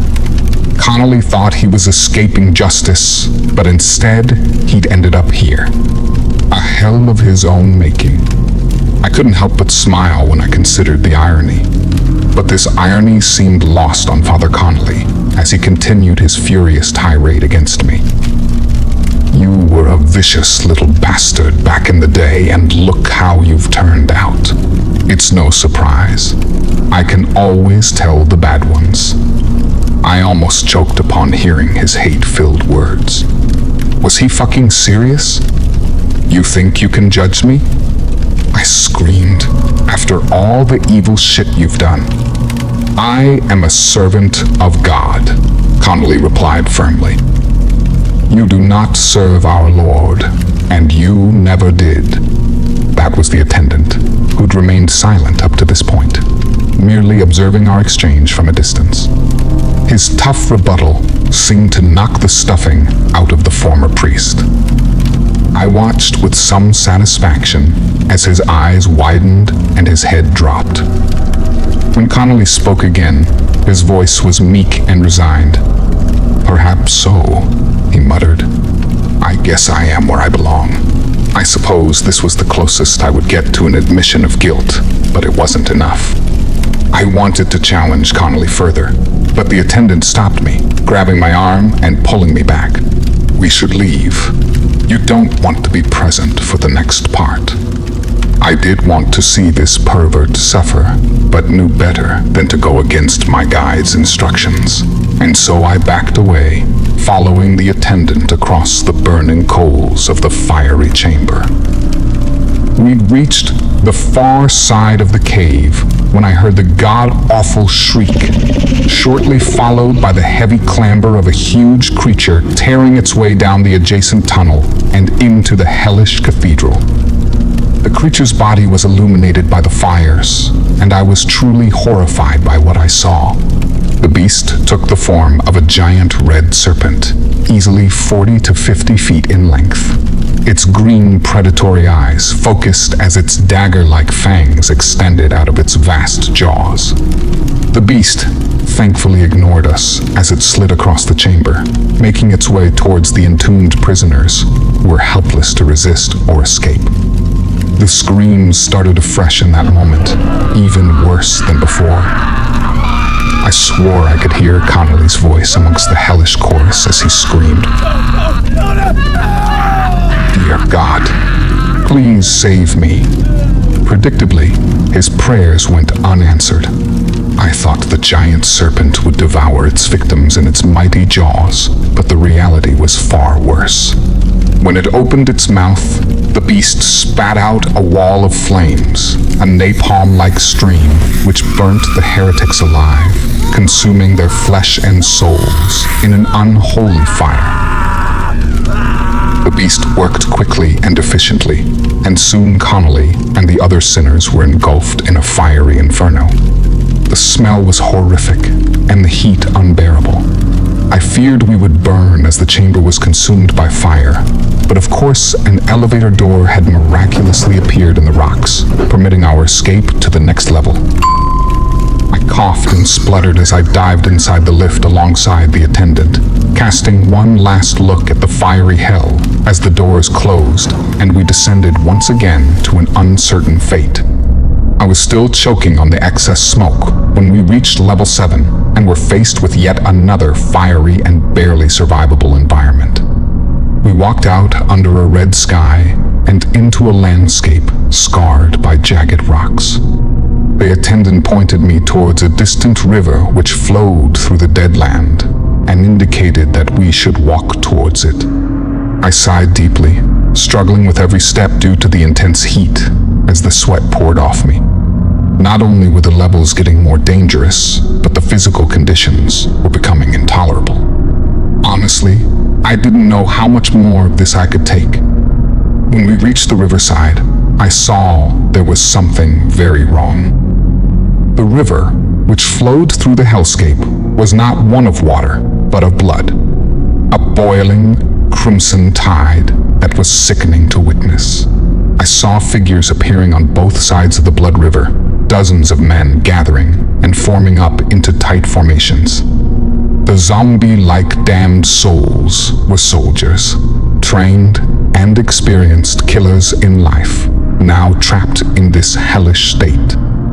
Level 7 is violence, the attendant explained.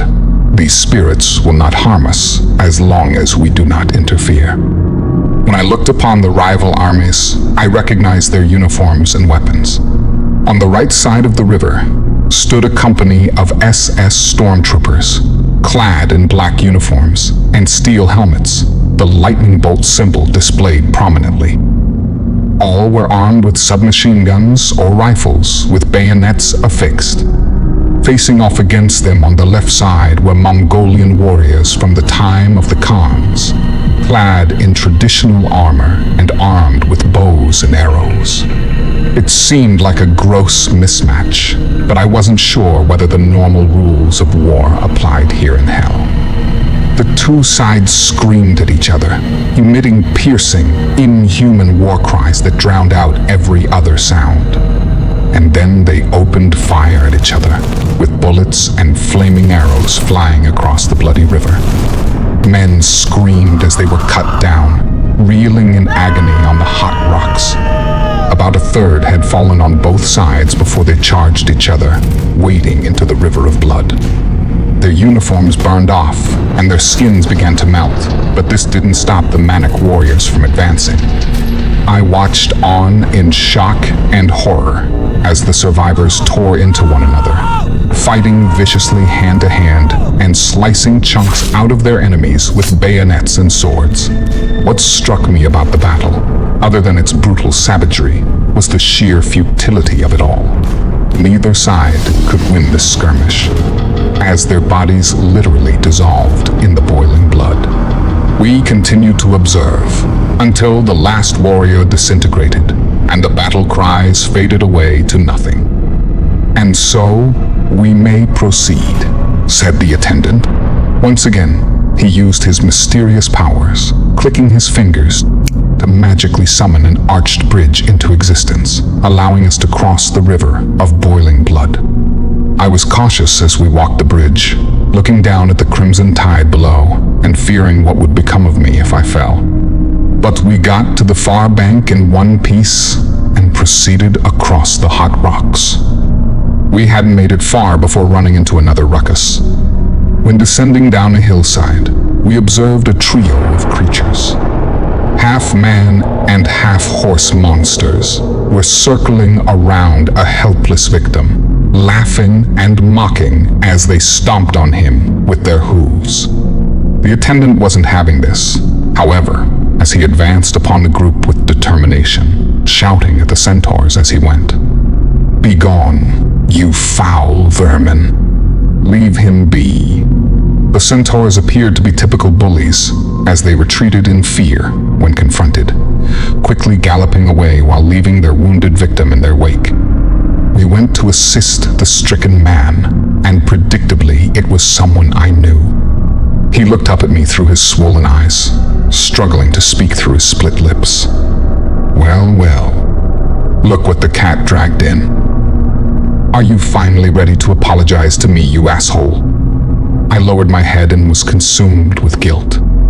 The man bleeding on the ground in front of me was called Jason. He was another member of our old street gang, and at one time was my best friend. We stuck together after the other gang members went their own ways and graduated to more serious crimes, such as armed robbery. We were a real kamikaze unit back then, taking crazy risks as we took on more dangerous jobs. One night, we planned to hit a 24-hour liquor store, but I had a bad feeling about the job and pulled out at the last minute. I tried to call Jason and tell him to abort the robbery, but I guess he didn't get the message, because the crazy bastard went in solo. The results were tragically predictable. Without having me to cover his back, Jason lost his cool and opened fire, shooting dead at a cashier and security guard. The cops caught him red-handed the same night, and Jason was convicted of 2 counts of capital murder, receiving the death penalty. They kept Jason on death row for 5 years before he finally got the lethal injection. I didn't visit him, not even once. So, he'd every right to be pissed with me. "Hey man," I finally whimpered after an awkward pause. "Are you okay?" Jason sneered in disgust. You mean the beating? That's nothing, man. They kick the shit out of me every day, breaking my bones and cracking my skull. And the next morning, I'm fully healed, ready for the next beating. Still, I got off easy today, so I guess I should thank you and your friend for that. I shook my head and wasn't able to meet my deceased friend's eyes. I'm sorry, Jason. You don't deserve this. Jason tried to shrug his shoulders, but was in too much pain to do so. Well, I did kill 2 people. There's no getting away from that. But if you'd been there to cover my back, the job could have gone down differently. But what really pisses me off is those years I spent on death row. You didn't visit, didn't even write. What the fuck, man?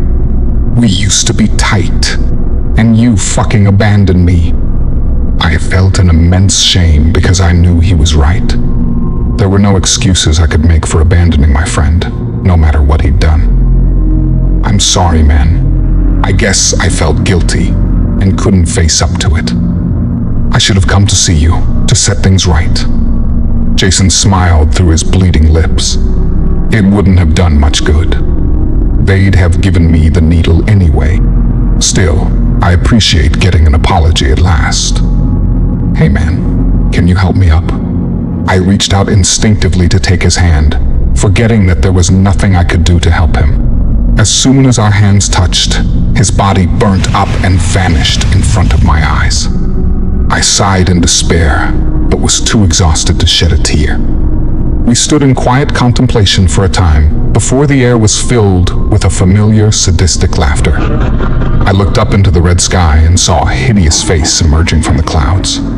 The gruesome horned head of the demon, eyes red and full of malice and hatred. The devil. I'd almost forgotten about Satan, but should have realized he was still watching, enjoying our suffering and growing ever stronger as we grew weaker. He opened his gaping maw to reveal rows of shark-like teeth and called out in a booming voice which carried across the void. Welcome to violence, my friends. Now, let's have some fun. I turned around to look upon my guide, noting the fear in his bulging eyes. A moment later, and the ground beneath our feet began to shake, throwing both of us off our feet. The powerful earthquake only increased in intensity as the rocky surface cracked open, exposing us to the dark void below. I screamed in terror and looked to my guide for help, but I saw him falling into the gap like a helpless rag doll. I tried to get back on my feet, but couldn't stand as the ground collapsed around me, and I fell into the void, crying out as the darkness took me. I awoke, lying in the dirt, looking up to find myself in the middle of a dark forest. My limbs ached as I adjusted my eyes and pulled myself up, surveying my new environment. The sinister woods reminded me of the first level, Limbo. It seemed like an eternity since I'd visited there. For a brief moment, I dared to hope that we were near the end, but my optimism was misplaced. I searched in the darkness for my guide, discovering him lying face down in the dirt. This was disconcerting to say the least, as I sensed his strength was waning. I shook the old man awake and helped him to his feet, noticing how frail and exhausted he now appeared. "Thank you," he responded. "Where are we?" I inquired, my hope now fading. "We are still on level 7, answered the attendant. "Regrettably, violence contains 3 sublevels. This is the 2nd. He paused briefly, cautiously surveying the tree line as if expecting an attack at any moment. "We must proceed with extreme caution from here on in. Lucifer's power is growing, and he now has the ability to physically harm us." His words chilled me, but were no surprise. I sensed that I would need to take more responsibility as we went forward. My guide couldn't always be there to save me. We advanced slowly under the darkened canopies, and, as always, I had the uncomfortable feeling that we were being watched. I could hear the agonizing cries of the damned from all around us, a hellish chorus of pain, fear, and misery. And there was another sound too, one of distant, shrieking creatures, cackling and snarling while circling somewhere above the trees. I dreaded to think what monstrosities were emitting these hideous cries. The screaming of the damned grew ever louder, the deeper we walked into the forest. At first, I thought the cries came from disembodied spirits, but then I made a horrifying discovery. The trees and bushes were alive, with twisted human faces embedded within the barks and foliage, their mouths emitting the blood-curdling screams. "My God!" I exclaimed in horror. "Yes," the attendant confirmed. "We bear witness to the punishment of this sublevel. Souls transformed into trees and plants, unable to move or escape their tormentors." I felt ill as we continued our hellish march, and the awful din filled my ears. I couldn't bear to look upon the tormented faces, their pain was too much. I lowered my head and tried to plow through, but then a familiar voice called out to me, stopping me dead in my tracks. I hesitantly turned my head to face the small tree opposite to me and saw the face embedded within the bark, tears rolling from its eyes and its mouth opening and closing as the tormented soul called out my name. My stomach turned as the bad memories flooded back.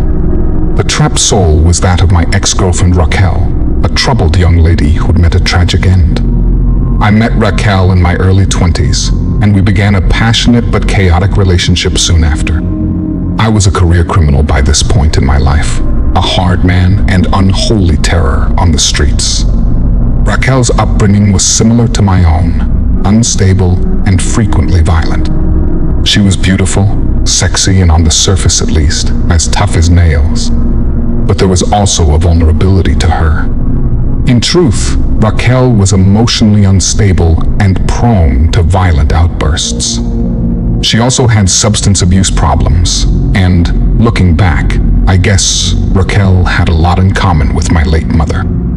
A psychologist could probably have a field day with that information, but I didn't see it at the time. Our relationship was volatile, to say the least. If we weren't fucking each other's brains out, we ended up tearing chunks out of each other. I couldn't give her the stability that she needed, and in truth, my behavior probably hastened her mental deterioration. Therefore, I can't help but feel guilt over what happened. Raquel had a son from a previous relationship. Tommy was his name, and I guess he was about 5 or 6. I never had much of an interest in him, to be honest. My lifestyle wasn't exactly compatible with being a committed stepfather. Meanwhile, Raquel's went to shit very fast. We'd split up after a massive fight, and she hadn't taken it well, hitting the booze hard. Around the same time, social services began investigating and were threatening to take Tommy into care. I guess this pushed Raquel to a breaking point, because what she did next was beyond horrific. One night, she poured a bath for her son and held his head under the water until he stopped breathing. Next, she downed a lethal combination of vodka and sleeping pills before calling 911. By the time the cops and paramedics arrived, they were both dead. The deaths were ruled as a murder-suicide of the worst kind. A mother who killed her own child before ending her life. I guess Raquel thought that would be the end of it, but she hadn't anticipated an eternal damnation in this hellscape. I reluctantly walked closer to the tree containing Raquel's soul, putting my ear next to her mouth in an attempt to hear her words, but it was no good. I reckon the torment she'd suffered must have driven Raquel insane, as her cries were nothing but incoherent nonsense. I still felt some sympathy for my ex-girlfriend, in spite of the terrible crime she'd committed, and so I reached out to touch the bark, hoping that her physical presence would disintegrate into ash, but it didn't. I stepped back upon hearing the awful shrieks from above as winged creatures dived through the canopy and tore at the tree's leaves, branches, and bark with sharp fangs and claws. When I looked closer at the winged monsters, I saw they were the same red-scaled harpies I'd observed on the walls of Dis. Flying demons which took pleasure in inflicting misery and terror. Raquel felt the pain as the harpies tore into the tree, which had replaced her physical body, as if every branch that was broken off was like losing a limb. Her screams were horrific, and I couldn't bear to watch. The attendant touched me gently on the shoulder, whispering in my ear, "There is nothing we can do. We must move on. Every moment we spend here places us in greater danger." I turned around to see a new elevator sitting and waiting in the middle of the woods, the door already open. I cast one last glance back at the terrible scene, seeing the ravenous harpies ripping the tree to shreds, the demons cackling cruelly as Raquel screamed in terror and agony. I shed a tear for her before following my guide into the lift, feeling relief as the doors slammed shut and the hellish din thankfully ended. The third sub-level of violence was undoubtedly the worst yet. When the doors slid open, we were faced with a seemingly endless desert of red sands, and from the dark clouds above poured what looked like a rain of fire, with spitting flames falling against the hot sands.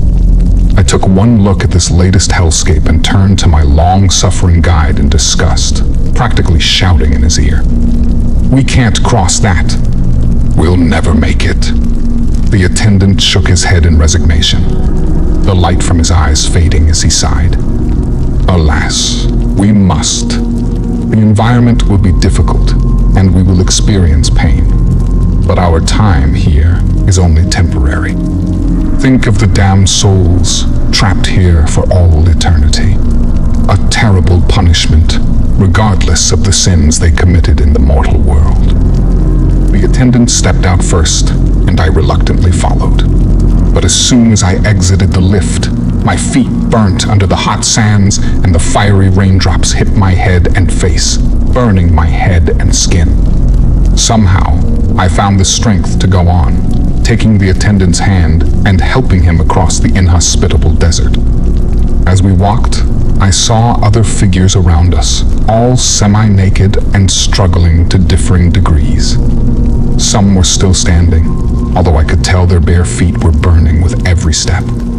Others had given up altogether, falling face down into the sand. But there was no respite for the damned, as they continued to scream in agony, their flesh burning fiercely and their minds driven to madness. The attendant was right. Our pain and misery was nothing compared to what the damned were suffering. But when I looked down, I saw a man I recognized, and any sympathy I might have felt disappeared. "Danny, you motherfucker," I swore, resisting the urge to laugh out loud. When I saw the man's peeling red skin and blackened feet, I experienced a grim satisfaction because, in my opinion, this bastard deserved everything he got. Danny was my mother's on and off boyfriend over several years, and he was a cancer who'd hastened my family's demise. He first came onto the scene after my father left, and soon enabled my mom's substance abuse problems. I hated the guy, and spent as much time out on the streets as I could, in part to avoid him. The situation grew worse after Sarah died. It was Danny who got Mom hooked on heroin, and before long, he was pimping her out for profit. Eventually, I put an end to this sick arrangement, kicking the shit out of Danny and throwing him out of the house. But he had other girls on the hook and continued to operate as a low-life pimp and dealer, until ultimately he got taken out by a rival, cut down in a drive-by shooting. And now, here he was, burning for all eternity. He glanced up at me with desperate eyes, opening his bone-dry lips and mouthing the words, "Help me." I experienced a twinge of doubt in that moment. As vile as Danny was, I wondered whether he really deserved this. But then I got my answer. She appeared out of the sands, rising to the surface and almost giving me a heart attack. My little sister Sarah, except it wasn't actually her. Sure, this entity took my sister's physical form, but when I looked into her once innocent eyes, I saw something evil. She moved towards Danny, but kept her eyes focused on me, and I couldn't look away, no matter how much I wanted to. Danny turned his head, his eyes filling with terror when he saw her approach. "Oh God," he cried, falling to his knees in submission. I was horrified to witness the entity, masquerading as Sarah physically grow as it approached, transforming from a little girl into a monster, easily 12 foot tall. Her eyes were pure black, like those of a shark, and her jaw opened wide, revealing a gaping dark hole. And when she spoke, her voice was inhuman and terrifying. "You were my big brother," she screeched. "I trusted you." She was talking to me, of course, and her words were like a dagger through my heart. "You know what he did to me," she added, pointing her huge finger towards the wretched Danny. "In your heart, you've always known. All those nights, you were out on the streets, and Mom was strung out on drugs. That's when he came to me, when I was alone in my bed, scared and helpless." I shook my head, and angry tears ran down my cheeks. "No, I don't believe it. This is a trick." But deep down, I knew she was telling the truth. I'd let my sister down, leaving her alone with this monster. I glared with fury at Danny, now sniveling pathetically as he pleaded for mercy. The rage inside of me was overwhelming. I stepped forward, determined to rip the fucker limb from limb. But Sarah, or whatever the hell she really was, acted first. I watched on in horror as her jaw dislocated and opened up to an enormous size. The creature that emerged no longer bore any resemblance to my sister, and instead reminded me of a giant snake, such as an anaconda. Danny screamed as the monster attacked, her jaws so wide that she could swallow his head whole. Danny's now muffled screams continued, and he squirmed as the beast slowly but surely devoured him until there was nothing left. And suddenly the bloated snake transformed once again, its shape and body changing into that of a man. Except it wasn't a man. Not really.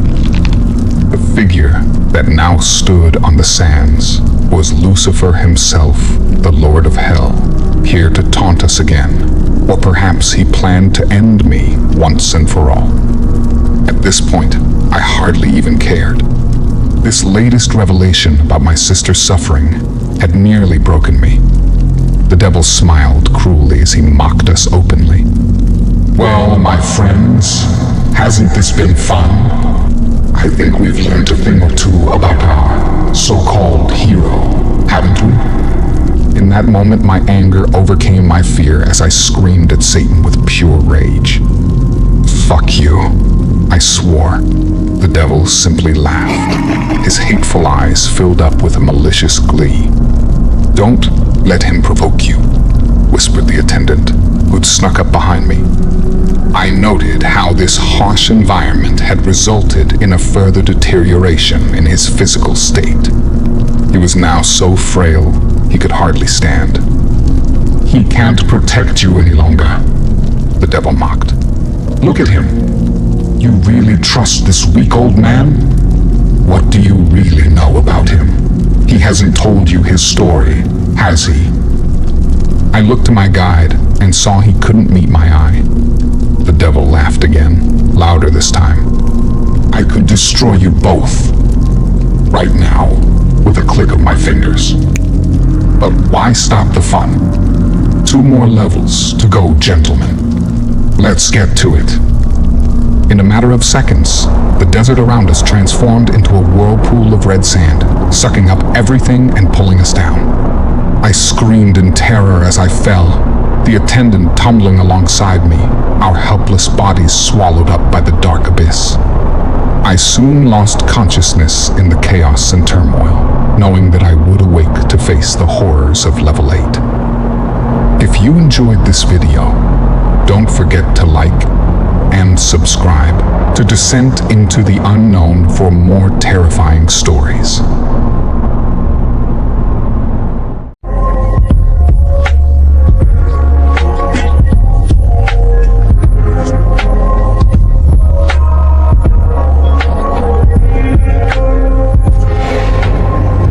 Abandon all hope, ye who enter here. These are the ominous words which Dante claims were engraved upon the gates of hell, as told in his seminal work, Inferno.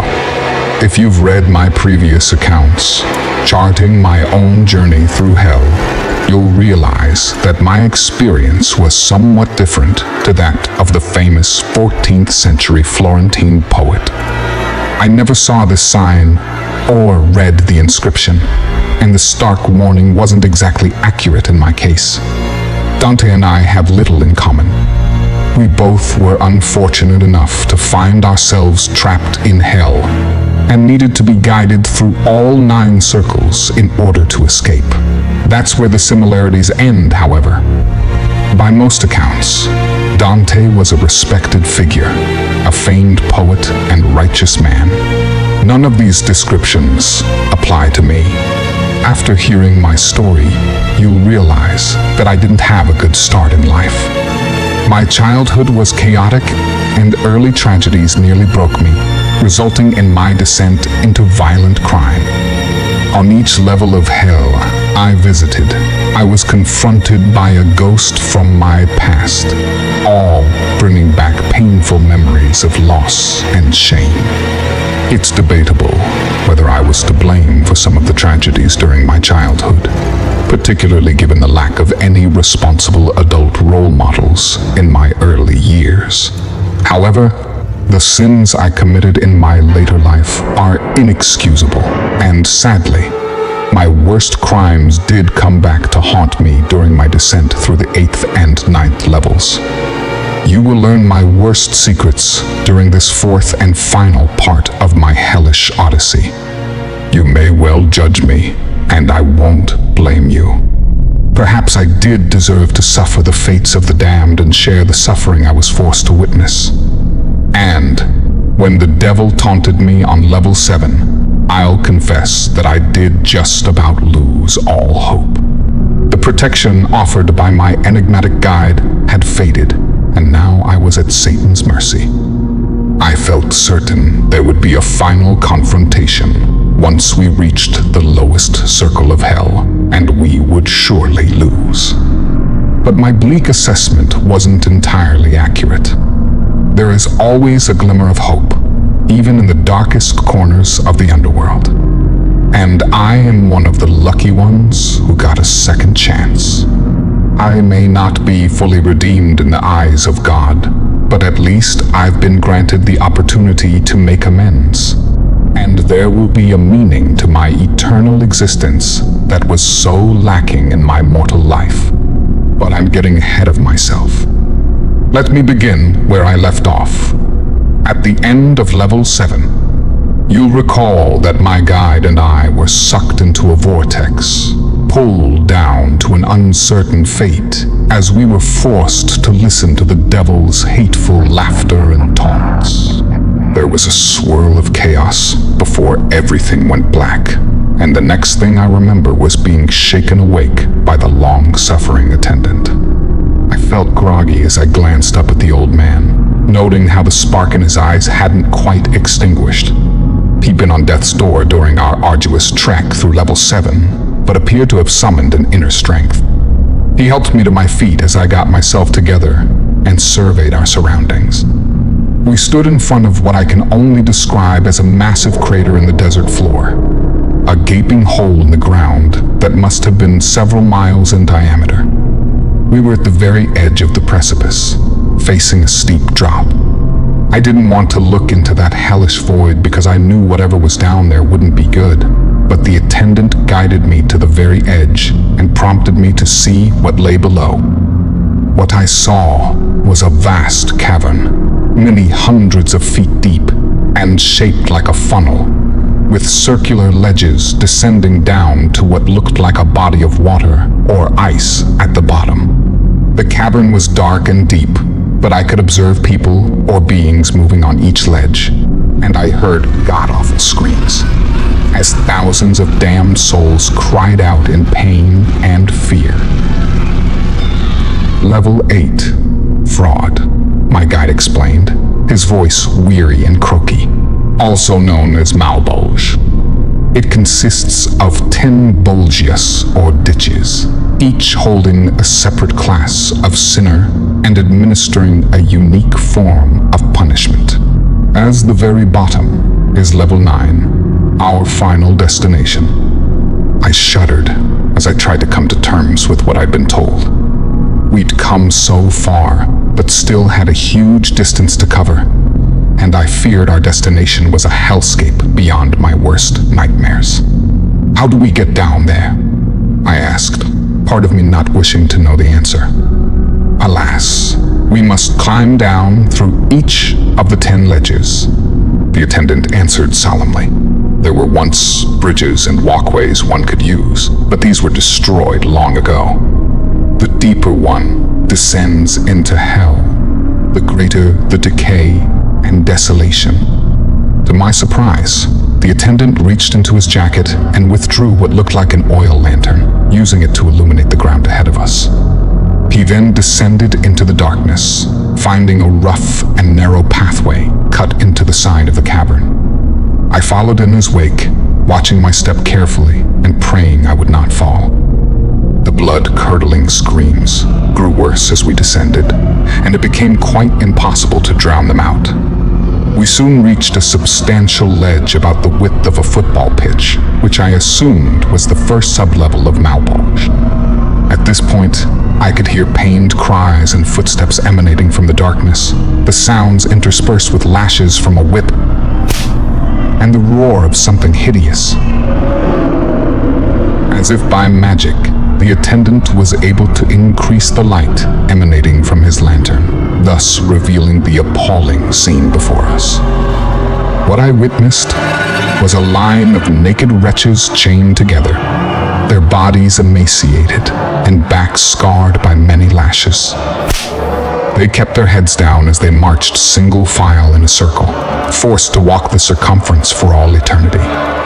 These poor wretches were overseen by a monstrous beast, a horned demon with burning red eyes and hooves instead of feet.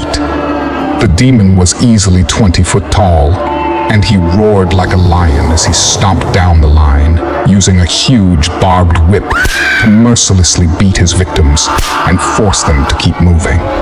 The beast noticed our presence, briefly halting his torture of the damned to glare down upon us, his eyes burning with a pure hatred as he lifted his whip and appeared ready to attack. In a panic, I searched for an escape, but noted my guide was standing tall, seemingly unafraid of the monstrous brute standing before us.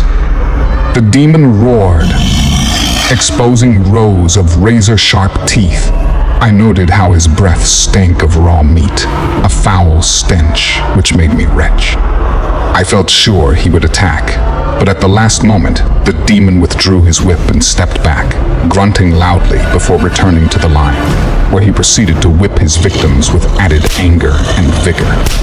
I breathed a sigh of relief as my guide offered an explanation. That is Malacoda, leader of the 13 demons who patrol level 8. These beasts will harass and threaten, but they will not harm us, if only because our souls are promised to their master. I shuddered upon hearing this, not knowing whether to feel relief or terror. It seemed clear that the devil had special plans for us, and that couldn't be good. We soon left Malacoda and his victims behind as my guide sought out and found the pathway leading down. I had time to think during our descent and asked him a question. You say level 8 is fraud. This seems like a pretty tame sin compared to what we've seen before. I winced upon remembering the twisted horrors of Dis and the burning sands of violence, not to mention the sickening revelations the devil had revealed to me. How can they justify such harsh punishments for this crime? The attendant nodded his head and appeared deep in thought for a moment before he answered. In hell, it is rare for the punishment to be proportionate to the mortal sin. The devil has a twisted sense of justice, after all. But you think of fraud in a literal or legal sense. Think instead of those who peddle poisonous substances or ideas, and the thousands of lives they destroy. These are the type of people you find on level 8. This will become clear to you before we leave. I nodded my head in acknowledgement. He hadn't exactly answered my question, but I knew this was as much information as I would get from him. And, based on previous experience, I expected to encounter a ghost from my past somewhere here on level 8. When we reached the next ledge, the smell was almost unbearable, the fumes so toxic that I could hardly breathe. The attendant seemed unaffected by the foul stench as he lit up the scene, revealing a literal river of shit which flowed in a circle. To my horror, I saw many damned souls trapped in this foul stream, desperately crying out in disgust before they sank underneath, their bodies consumed in human excrement. Thankfully, we didn't stay long on this gross sublevel, as my guide led us downwards, although the stench remained in my nostrils until we reached the next circle. But the horrors inevitably grew worse as we made our slow path downwards, ledge by ledge. I wished we could proceed in darkness, and at least be spared the appalling sights of torture and suffering, but the attendant insisted on lighting up each and every sublevel. It was as if he wanted me to witness all the horrors in their entirety, to soak in the brutal cruelty inflicted by the minions of hell and the vile and twisted worlds they'd created. The third ledge contained a circle of prisoners chained upside down against the rocks, the bare soles of their feet burnt by hot oils carried and poured by a team of cackling harpies. They clearly took joy in the suffering of their victims. Number 4 was populated by people with their necks twisted unnaturally by 180 degrees, so their heads faced backwards. They struggled to walk the ledge, wandering aimlessly in circles as they searched in vain for some respite. Occasionally, a disorientated victim would stumble over the edge, falling to an uncertain fate. One woman staggered over to me, her bloodshot eyes full of pain and fear. She tried to speak, but her vocal cords must have been twisted beyond use, and so she could only mouth her plea for help. To my shame, I pushed her away and kept on moving. Once we descended to the 5th ledge, the attendant put a firm hand on my shoulder, warning me to stand back. What we witnessed was another river flowing in a circle, this one filled with what appeared to be burning tar. There were people inside, their bodies melting as they struggled to keep their heads above the surface. This was horrific enough, but what concerned me more were the hideous creatures patrolling the riverbanks. Demons of a similar shape and size to Malakota, stomping along on their mighty hooves and swinging grappling hooks as they mocked the burning victims. Somehow, one of the damned made it to the shoreline and climbed out from the tar, but he didn't make it far, soon being set upon by a trio of ravenous demons. I watched on in horror as they affixed hooks to his body and pulled in opposite directions, ripping the poor bastard into 3 parts. And, as if that wasn't bad enough, they proceeded to feast upon his raw flesh, greedily stuffing their mouths with his limbs, head, and torso until there was nothing left. Malakota's underlings. The attendant explained dispassionately. They are under orders not to harm us, but sometimes their enthusiasm gets the better of them. We should leave before we draw too much attention. Yep, I agreed. not wishing to witness any more of this sickening spectacle. But of course, it only got worse. At first glance, the sixth ledge appeared almost identical to the first, with a single file line of chained prisoners slowly marching in a circle as they were encouraged by a huge demon, similar to Malakota. But on closer inspection, I spotted several differences in how the damned were punished. While the sinners on the first ledge were naked and emaciated, those on this sub-level all wore heavy, body-length coats adorned with heavy metal weights. Clearly, they struggled to perform the forced march, given the heavy burden they were forced to carry. From what I could see, some of the victims could hardly stand, let alone march. I thought that at least their heavy robes would afford them some protection from the constant beatings. But then I realized something. The demon overseeing this ledge wasn't armed with a whip, but rather a long metal pole.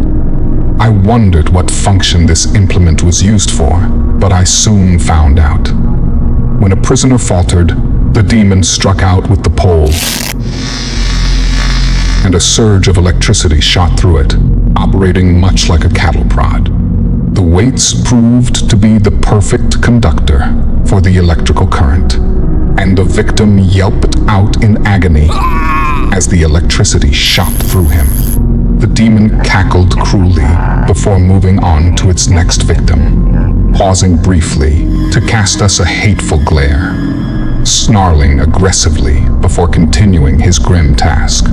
We didn't linger and soon rejoined the path through the cavern. The seventh Bulja turned out to be the most bizarre and twisted yet.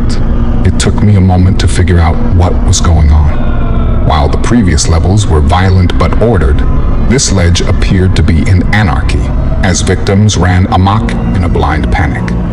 I soon realized why. Hundreds, perhaps thousands, of bright red snakes were slithering across the rocks, attacking every damn soul they could reach, leaping up and biting exposed skin, their venomous fangs plunging deep into their victims' flesh. The damned screamed out in pain as they were bitten, but that wasn't the worst of it, because within seconds of being bitten, these wretches began to physically transform, their flabby skin turning into hard scales, their limbs inexplicably disappearing, and their heads transforming into those of serpents. Before long, all had morphed into grotesque monstrosities, half human and half snake. And so, they joined their former attackers, slithering aimlessly across the rocks. There was no escape for the victims other than to jump off the edge. I'd seen this happen before on the previous ledges and wondered what happened to those who fell. I suspected it was nothing good. I was so transfixed with watching the horrific scene that I almost missed the coming attack. I heard an ominous hissing and looked down to see a snake rapidly approaching, its dark eyes focused upon me and its fangs extended, ready to bite. I found myself frozen in fear, unable to shift from the spot as the assault played out in slow motion. But thankfully, my guide and protector was on the ball, as he leaped forward and trampled the snake under his boot, before reaching out and snapping its spine with a single movement. "Foul creatures," he said, while briefly examining the body before tossing it away. "Treacherous and full of venom, much like the souls condemned to this ledge. We should go." I was impressed by the attendant's swift actions, particularly given how weak he'd seemed back in the seventh circle. Still, I couldn't shake my concerns about my enigmatic guide. He didn't seem to have inherited a new burst of life, but had rather tapped into a last reserve of strength, one that would surely run out. Then there were the seeds of doubt planted in my head by the devil. Who was the attendant, really? What was his story and motivation? I really didn't know anything about him, not even his name. But, on the other hand, I had no idea what lay ahead, and so didn't think it was an option to go solo. Therefore, I continued to follow the path he led me down. There was no need for the lantern on the 8th Bolgia, as the entire ledge was lit up by bright flames. Initially, the scenes on this sublevel reminded me of the 6th Circle, Heresy. As before, the victims were encased in coffins built into the rock walls, chained up so they could not escape. On Heresy, the damned were incinerated by a fire-breathing dragon. This was not the case here, as the flames emerged from inside the individual coffins, like a form of spontaneous combustion. But the punishment seemed far worse than before, because the victim's agony was extended well beyond what should have been physically possible. They burnt like lumps of coal, their bodies taking an eternity to disintegrate into ash, and the poor bastards were conscious through it all. Their awful screams filling the air as my nostrils were filled with the foul stench of burning flesh. I didn't even ask what these people had done to deserve such a terrible fate. Frankly, I didn't want to know. We'd been lucky up to this point, observing the punishments and tortures inflicted upon others whilst escaping unscathed. But our luck ran out on the 9th Bolgia. When we walked out onto the ledge, we witnessed a familiar sight. A line of downtrodden and beaten sinners, chained together and walking in an endless circle around the precipice. The difference on this sublevel was that the sinners all had terrible wounds. Deep cuts in their skin and chunks of their flesh cut off. I soon saw the beast who'd inflicted these grievous wounds, yet another horned and hooved demon, standing at over 15 feet in height and brandishing a flaming sword at least the length of a man, which he used to inflict terrible injuries upon his victims, striking out and slicing them like they were slabs of meat. But no matter how hard a victim was hit and how severe their wounds, they kept on moving, at most emitting a pained cry, and stumbling before rejoining the circle and continuing their futile march. At first, the scene appeared to be nothing more than another sickening sight, to add to the menagerie of torture and suffering we'd already witnessed. But the situation soon took a turn for the worse. The sword-wielding demon soon spotted us and reacted with rage to our presence in his realm. I watched with concern as his eyes burned with fury, and he roared, advancing upon us with his sword raised. I remembered what the attendant had said, that the demons on this level wouldn't harm us because we were promised to their master. But clearly, this son of a bitch hadn't gotten the memo. He charged at us, roaring louder as he swung his mighty sword. As always, the attendant stepped forward, showing no fear as he stood his ground and confronted his attacker. I was sure he'd pull something out of the bag at the last moment and produce some magic trick to halt the demon's attack, but his luck ran out. The demon sliced downwards with his sword, seeking to cut his victim in half. Fortunately, the attendant moved at the last possible second, falling backwards as the sword came down. I don't know what came over me in that moment, but I experienced a surge of adrenaline as I rushed forward, putting myself between the attacker and his victim. I glared up at the beast, meeting his hateful gaze and screaming out in defiant anger. "Leave him alone, you ugly motherfucker."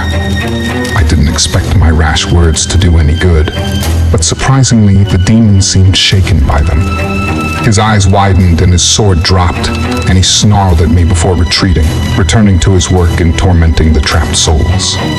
I couldn't believe my ruse had worked, so stood there in astonishment for a moment, before the attendant's pained groans brought me back to reality. Running back, I kneeled down to be by his side and examine his wounds. The demon hadn't succeeded in chopping my friend in half, but he had inflicted a nasty wound from his chin to his abdomen, a cut not so deep to be immediately fatal, but certainly serious enough to disable the old man.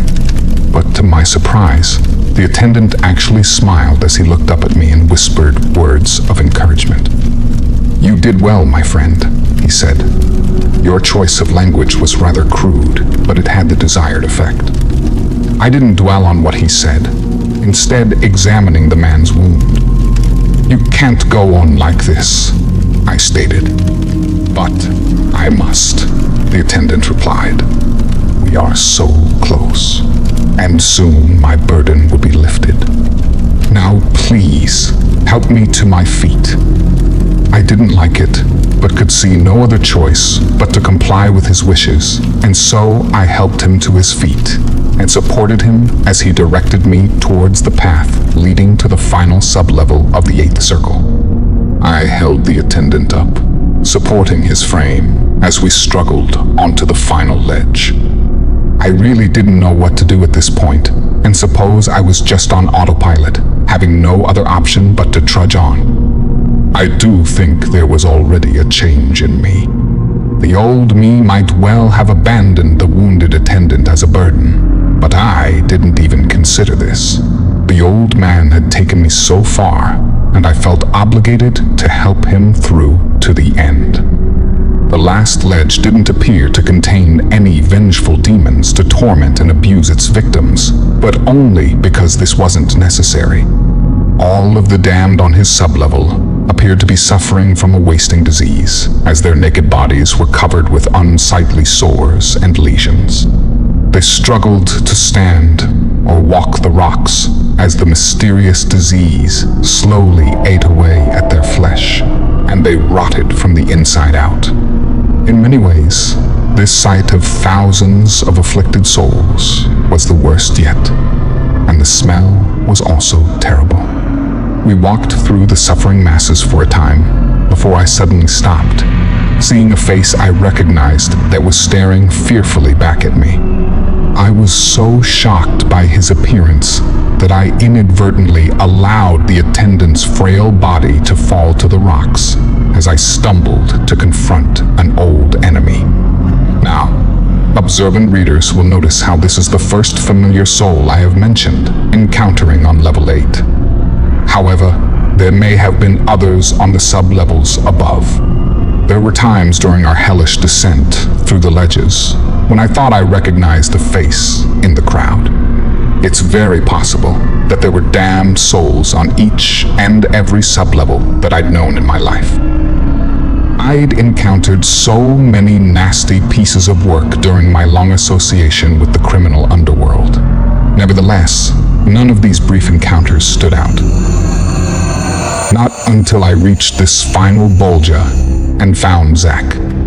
This was an individual I was very familiar with, because I was the one who'd ended his life. Let me explain. You'll remember that my drug-addicted mother died of an overdose, and I was the one who found her body. Well, that wasn't quite the end of the story. I didn't go out looking for vengeance straight away. The way I saw it, my mother had done this to herself. But then I started hearing stories on the streets, rumors of a series of overdose deaths, all linking back to the same dealer. This was Zach, who'd been my mother's regular supplier.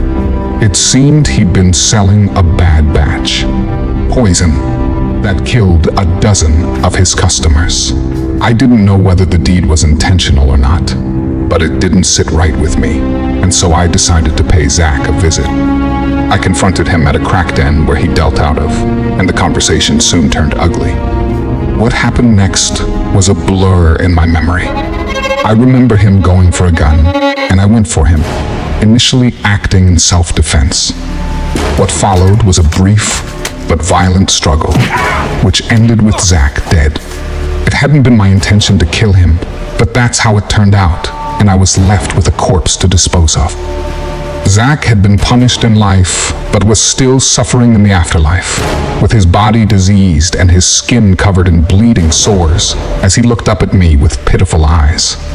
I didn't want to feel sympathy for him, but couldn't dismiss the role I'd played in his untimely death. This was the first time I'd killed anyone, and that's something you can never take back.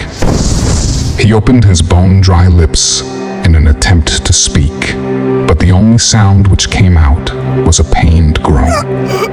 I overcame my disgust and reached out to touch him, hoping his body would disintegrate into ash, as had been the case in my previous encounters. But instead, something very strange happened. Suddenly, I was transported to another place. A location I remembered from many years before. The squalid, dirty apartment was exactly how I recalled it, right down to the stench of decay and desperation.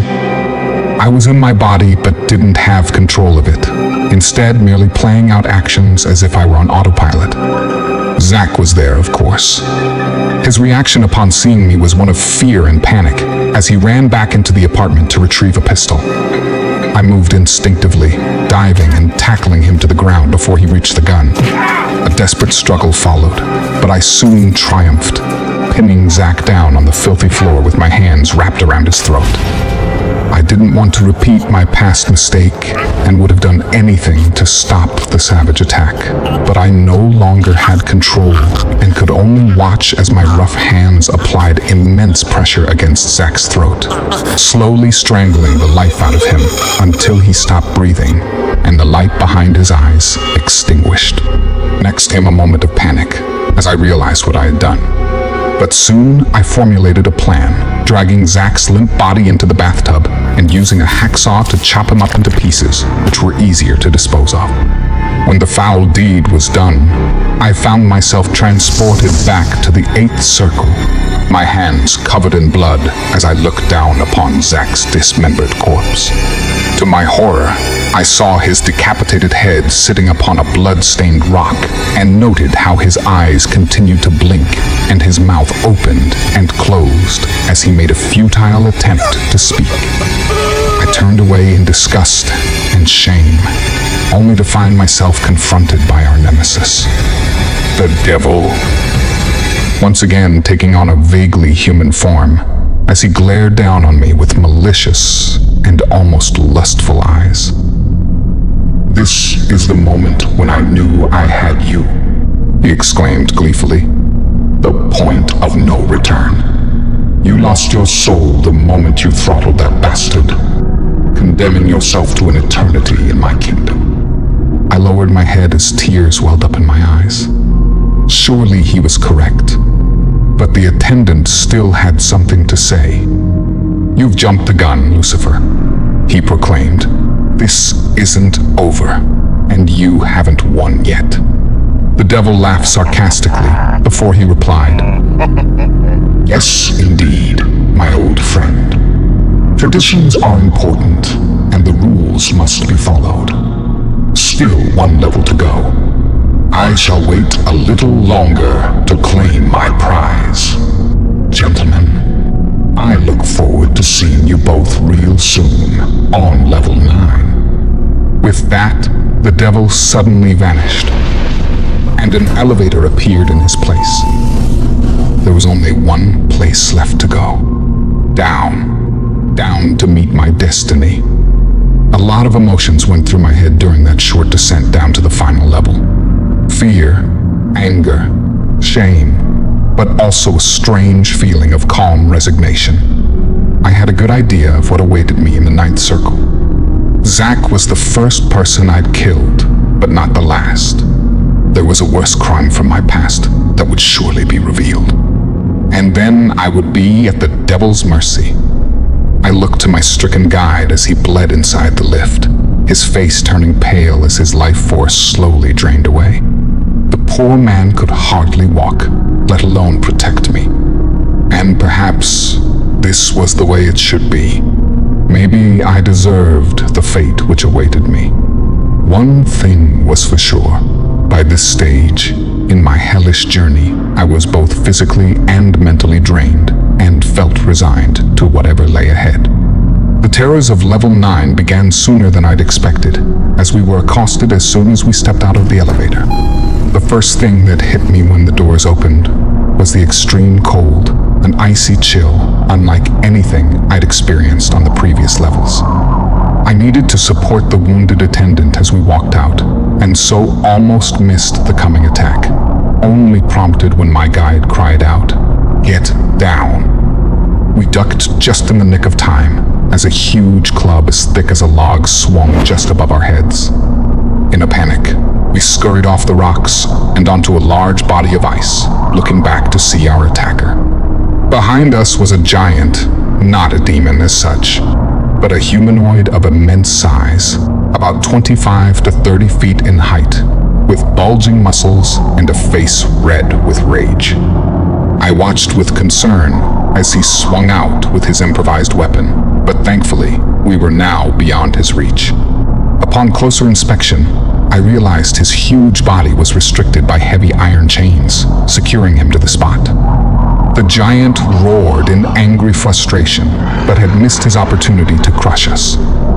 "Ugly and dumb brutes," the attendant said, as he struggled to speak due to his pain.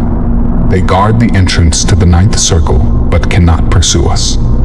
We turned our backs on the chained beast and looked ahead. Level 9. Treachery, my guide confirmed, otherwise known as cositis. The final stop on our journey. Our fates will be decided here, one way or another. I gazed out onto a vast frozen lake, a surface of blue ice that would almost have been beautiful had it not been for the horrific setting. As we cautiously walked across the thick ice, I looked down to see the damned souls trapped underneath.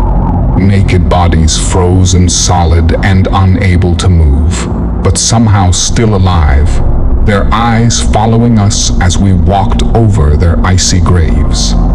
Here dwell the worst traitors and human monsters of all time, the attendant explained. They live alongside the worst traitor of all, the angel who rebelled against God and was cast out of heaven to live his eternal existence in shameful exile. I didn't need to ask who he was referring to, but the Lord of Hell wasn't quite ready to see me. He had one last surprise to spring before our final confrontation.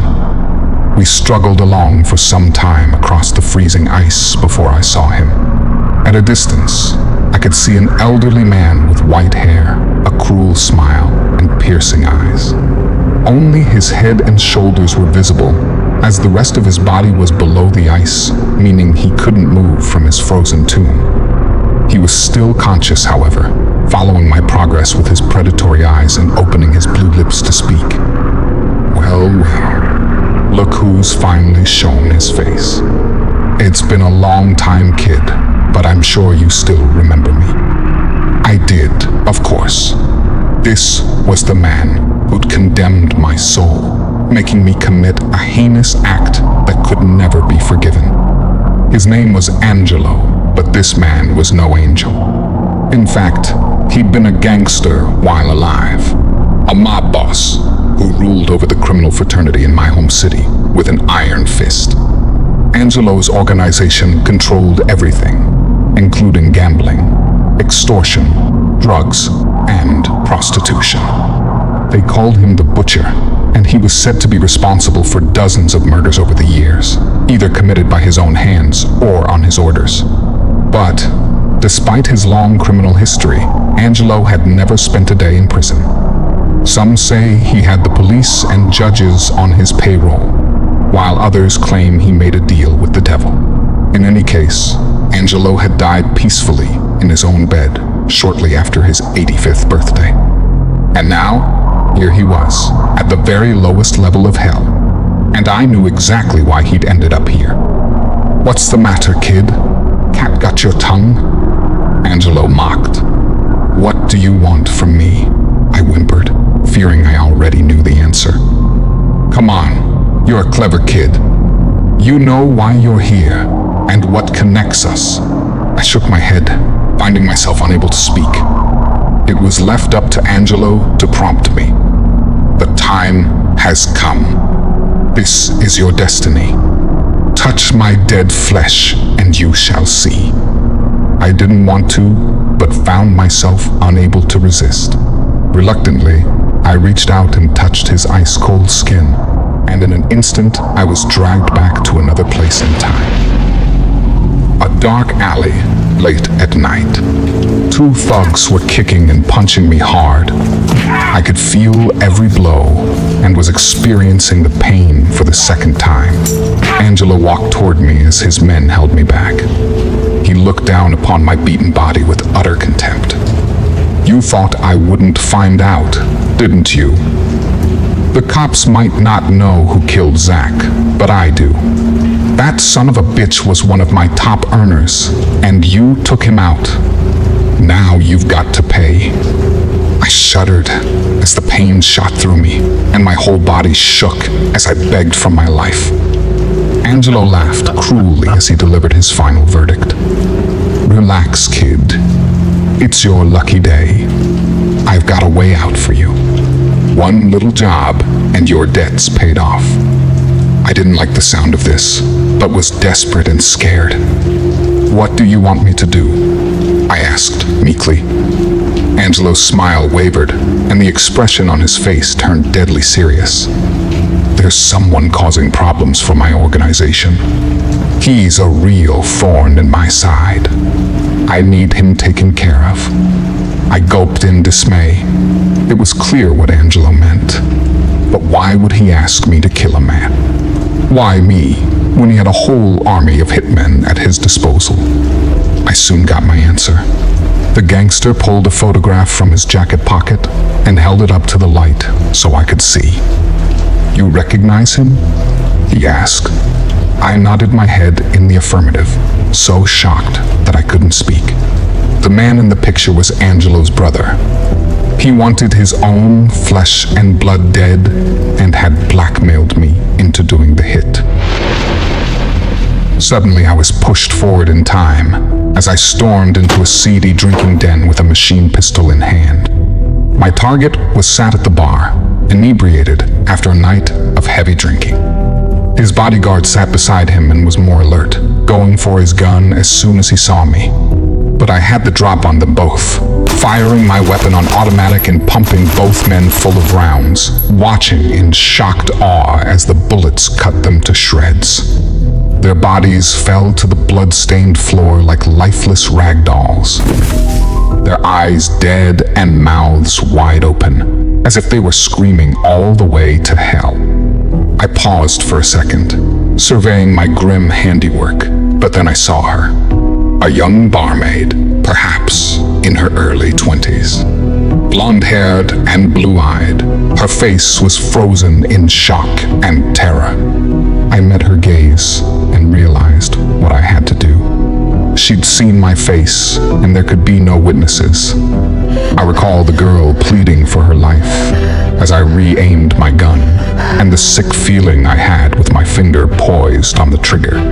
I wanted so badly to stop this horrific reenactment and scream in the young me's ear, telling him not to do this. But of course, I couldn't.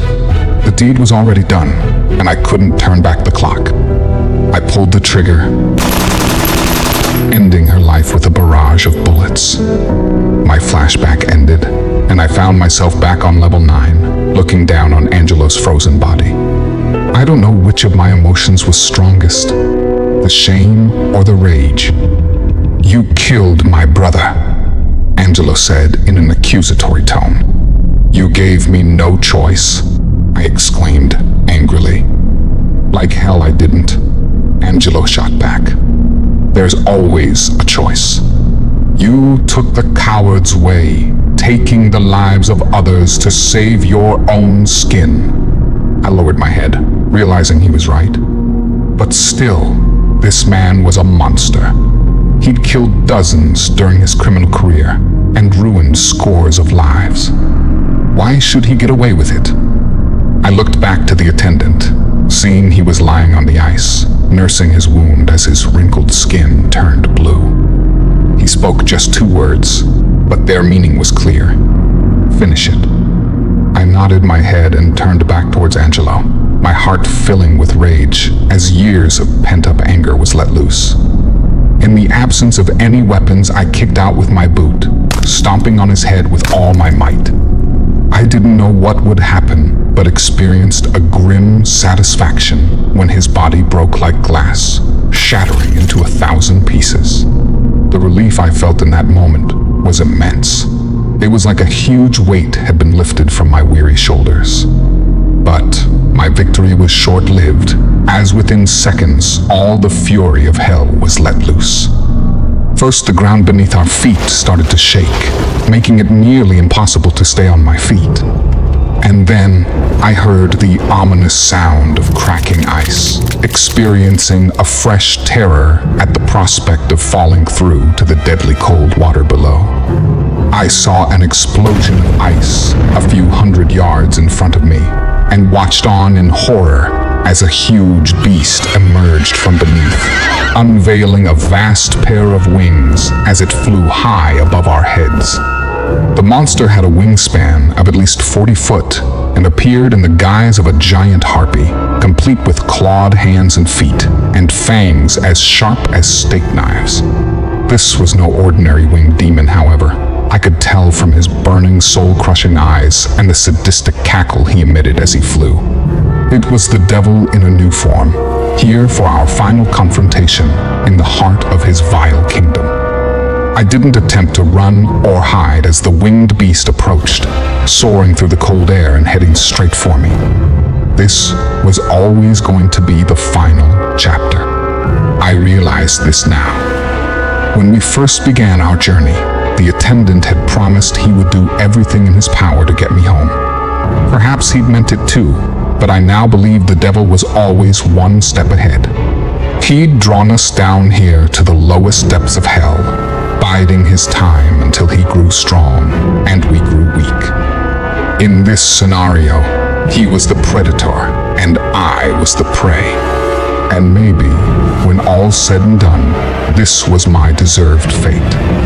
After all, I was a sinner and a killer, and no number of excuses could make up for my crimes. Clearly, this was what the devil wanted me to believe as he hovered over us and delivered his final message in a booming, inhuman voice. Did you really think this would be the end of it? That you could walk away from this? Oh no, my friend, that's not how it fucking works. You're a sinner of the worst kind, and that means you belong to me. Your soul is mine to torment for all eternity. He is not yours yet, came the thunderous response. I turned around in astonishment to see my long-suffering guide, still bleeding, but somehow now standing, his wrinkled face filled with a fresh vigor and an angry defiance. The devil didn't take his warning seriously, however, merely laughing in his face. You old fool. Haven't you learned your lesson yet? You have no power here. Just look at yourself, such a pathetic old man. I shall deal with you first before taking possession of my prize. With that, he dived down in attack mode, gunning for the attendant. I don't know why, but in that moment, I experienced an unprecedented surge of bravery as I placed my body between the stricken attendant and his winged attacker.